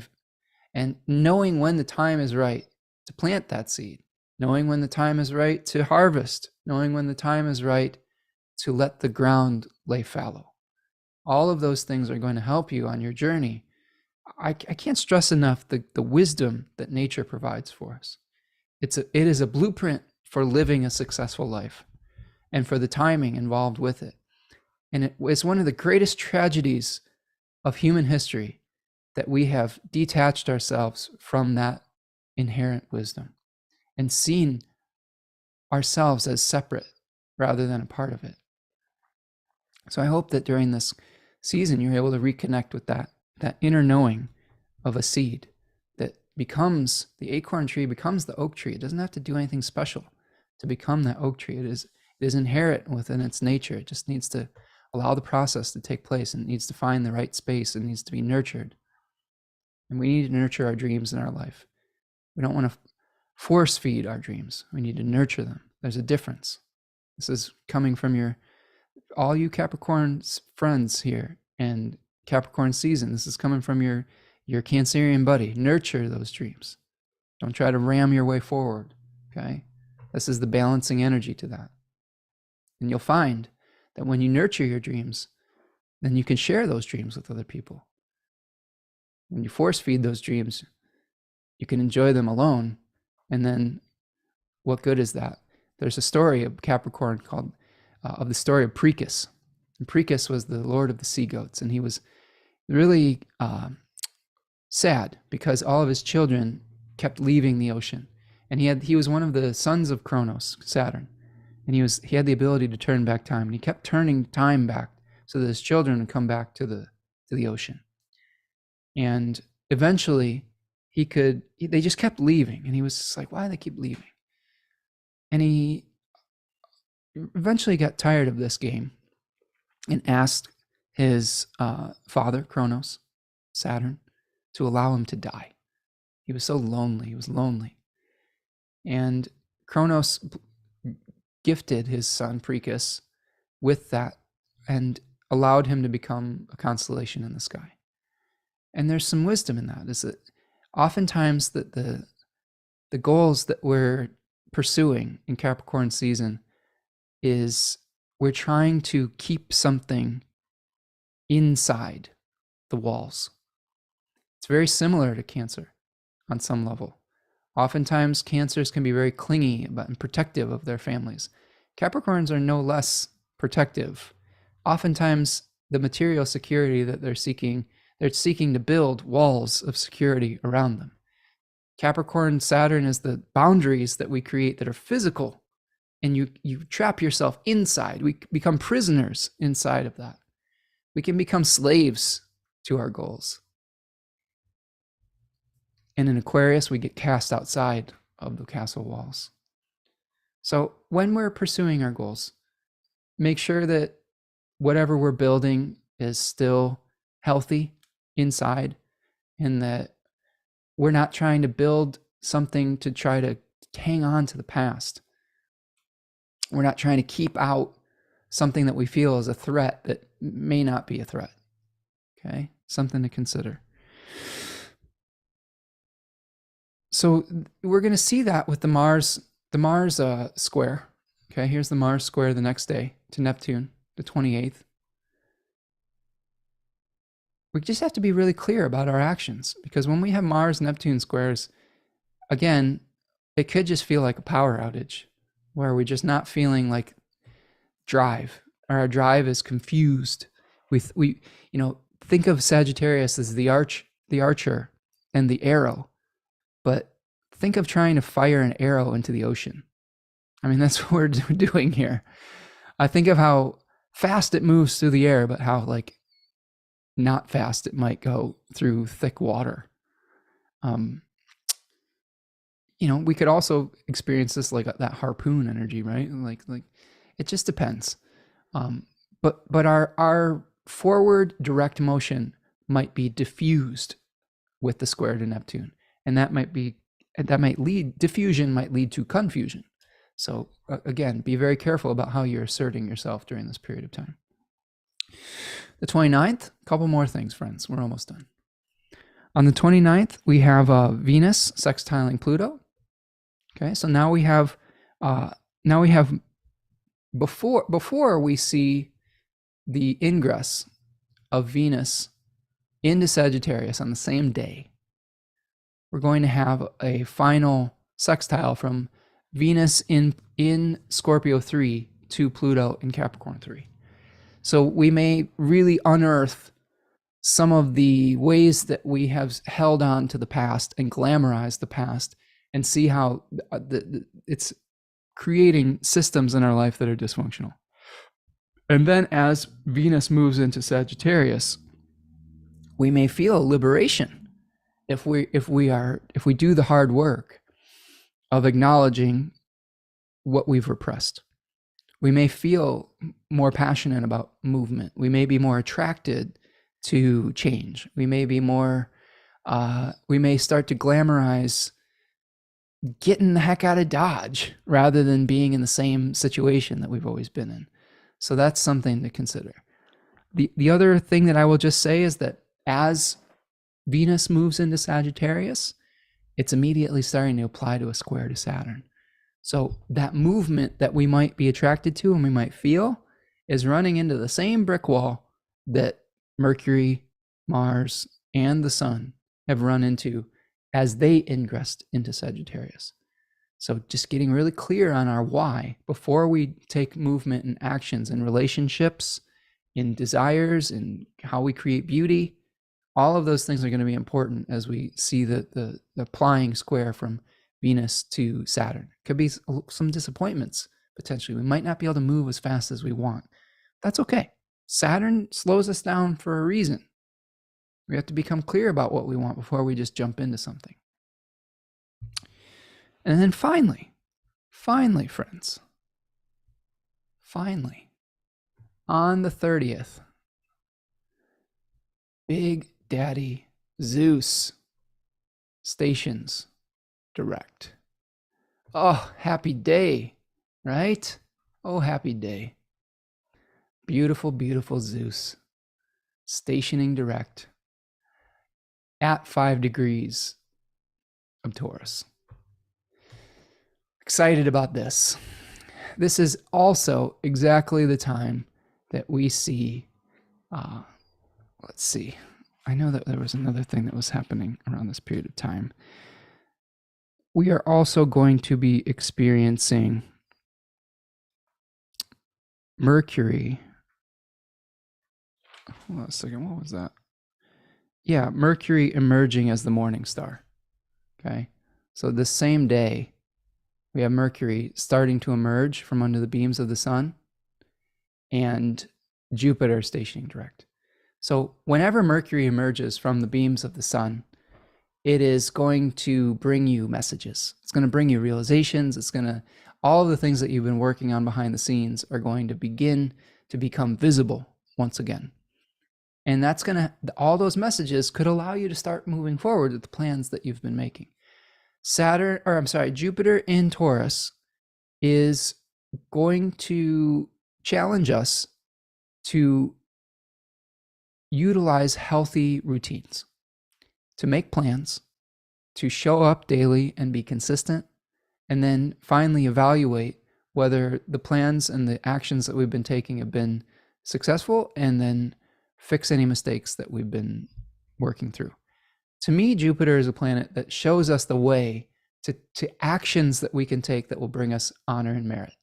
Where Venus is a planet that shows us where we need to be open to receive inspiration and gifts and good fortune, Jupiter says, here is something you can do to create good fortune in your life. So when Jupiter stations direct, make a plan. You don't need to necessarily do something right away, but you need to make a plan. You need to know what your resources are. You need to take stock of your resources.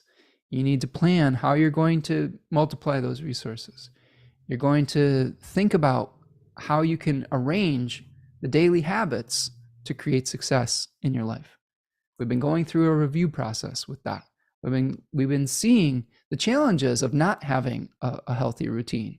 I've been going through this. I was doing amazing at my daily routine while Jupiter was direct in Taurus at the end of August and the beginning of September.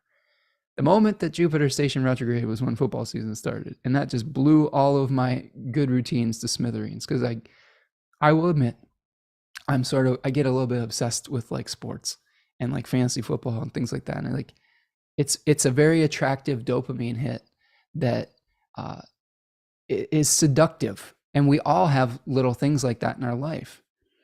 And when Jupiter is stationing direct, I'm excited about this. Like, we probably will be able to revisit some of the really healthy ways that we were able to balance how we seek pleasure and how we take care of our responsibilities. So this is something that you might be able to find is really starting to move forward, is a healthy balance between pleasure and play, or pleasure and work, and also a powerful moment for seeing your plans start to move forward once again. All right. That is the astrology of December. Whew, what a journey. I'm going to take a drink here. Well, my friends, I have two more things for you before we wrap for the day. First of all, thank you so much for being here with me. Do me a huge favor, like the video, subscribe to the channel if you are new here. Subscribe to the newsletter if you want to know when we're going live again. Reach out for a reading if you are in need of assistance. I always love working with all of you. You can find that at my website, spencermichaud.com. Support my beautiful partner, Tanya Andrews, especially in December. Her birthday is coming up, so if you want to support your magical practitioners around their birthday, you know, just purchasing their wares and signing up for their newsletters is a good way to do that. So I'm going to end with an I-Ching reading and an animal for the month. So the I-Ching that I got for you was number 7. And number 7 translates to the army, to discipline, honor, loyalty, getting organized. One translation in Jack Balkin's book is military virtues.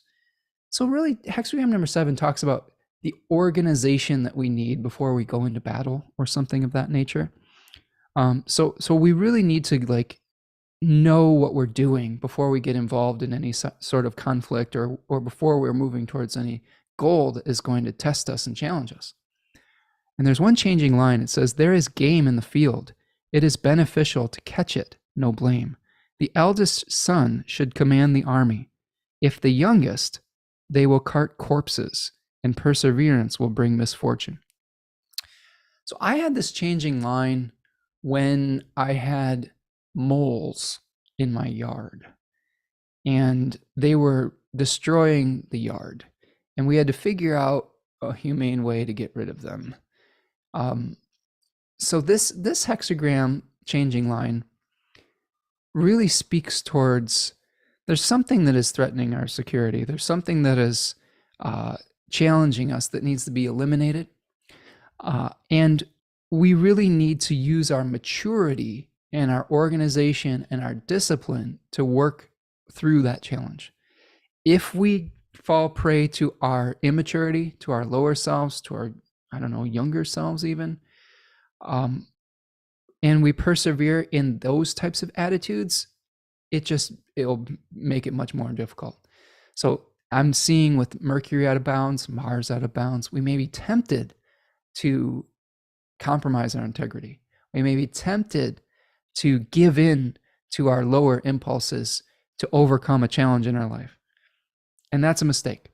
So face the problem that must be dealt with efficiency, with maturity. Don't delay if there's something that needs your attention. Utilize proper leadership. We need leadership if we're going to be able to be successful. Use wisdom and experience. Use your own experiences, but don't get so attached to your experiences that you are only using the tool for a different job. If you need to reach out for help to learn a new skill to execute proper leadership, that's important too. That takes humility. That takes maturity. So gather advice and consult with others that you respect. Don't act hastily or rashly or impetuously. Super important with the stack up we have in Sagittarius squaring Neptune. If you act in haste, if you act impetuously, you could lead yourself into very deep waters that could be very difficult to extricate yourself from. So practice decisive planning and use moderation and patience. It's very, the remedy to some of those Sagittarian things is when everything moves into Capricorn, patience, right? This is changing, hexagram is changing number 29, which I've been alluding to, the abyss, water, darkness, danger. We are stepping into the unknown. Our actions are going to take us into territory that we do not have experience with. And when you're stepping into those waters, we have to, two things. We have to be careful because we don't know how deep things are. We don't know what dangers lie in the deep. That Mars-Neptune aspect, I remember I did an entire show on that once, and the picture I used for that was a great white shark jumping out of the water. We don't know what sharks are waiting for us in these deep waters. So we have to be careful. We have to follow the rules of engagement. We have to make sure that we're utilizing our air tanks, and having our taking our deep breaths. And we have to have faith in the process. When we're going through circumstances that are unfamiliar to us, we have to have faith that that things are going to work out, because we don't want to be in an area where we're always afraid that we're going to get eaten by the shark, because that can lead to us doing irrational things too. Okay. I think that it's important to be cautious, but also maintain faith in the process. Okay. So that's our hexagram, 7 to 29. The animal I got for you was interesting. I got the dog for December. And the dog represents loyalty, protection, being of service to others, unconditional love, companionship, seeing the good in people. A dog that has been treated well will always see the good in you and will always be there for you. The only time that a dog has trouble is when it's been abused and when it has been taught to fear someone. So trust your nose. Trust what smells right to you or what doesn't smell right to you. If something just feels off, trust that gut. Trust that nose. And try to practice unconditional love where you can. Oftentimes we can heal from trauma and abuse through kindness. I've been seeing a lot of things on social media. I follow a lot of accounts that are kind to animals.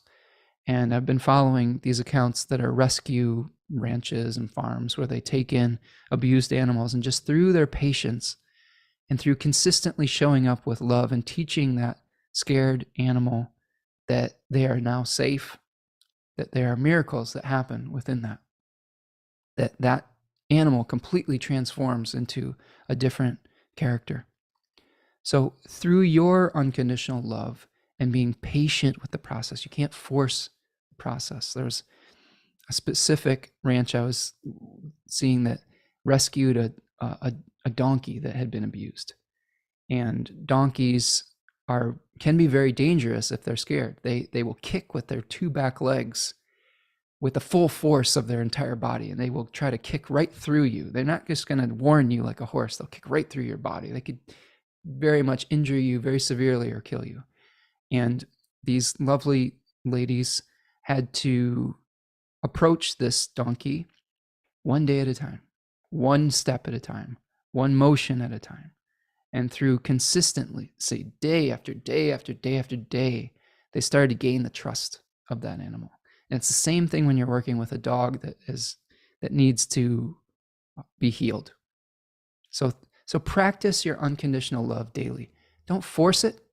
Don't expect things to change overnight if you're in a situation that has taken many years to get to this point. But through your showing up with unconditional love and with patience, you can get through this situation. So that's what I've got for you today, my friends. Thank you so much for being with me here today. It's always a pleasure. Thank you, everyone who has commented in the chat, everyone who has blessed us with their presence today, all of the super chat donations. I appreciate all of you. And have a good December. Have a good holiday season. Don't rush it. Don't force it. Recognize that this is the season of slowing down instead of speeding up. This is the season for hibernating rather than forcing growth. And I think that we'll all survive it together. Okay? So thank you again, my friends, for being here with me today. And I will see you the next time, probably next week. We'll talk again about, I think what we got. I think we got a moon that we're going to be talking about next week. We're talking about the full moon in Gemini. So join me again probably next Friday, and I'll see you then. Remember, be kind to one another during these times, especially with Mars out of bounds. But most of all, be kind to yourself, because when you're kind to yourself, it's so much easier to share your kindness with others. All right, my friends, that's what I've got. Take care. Peace.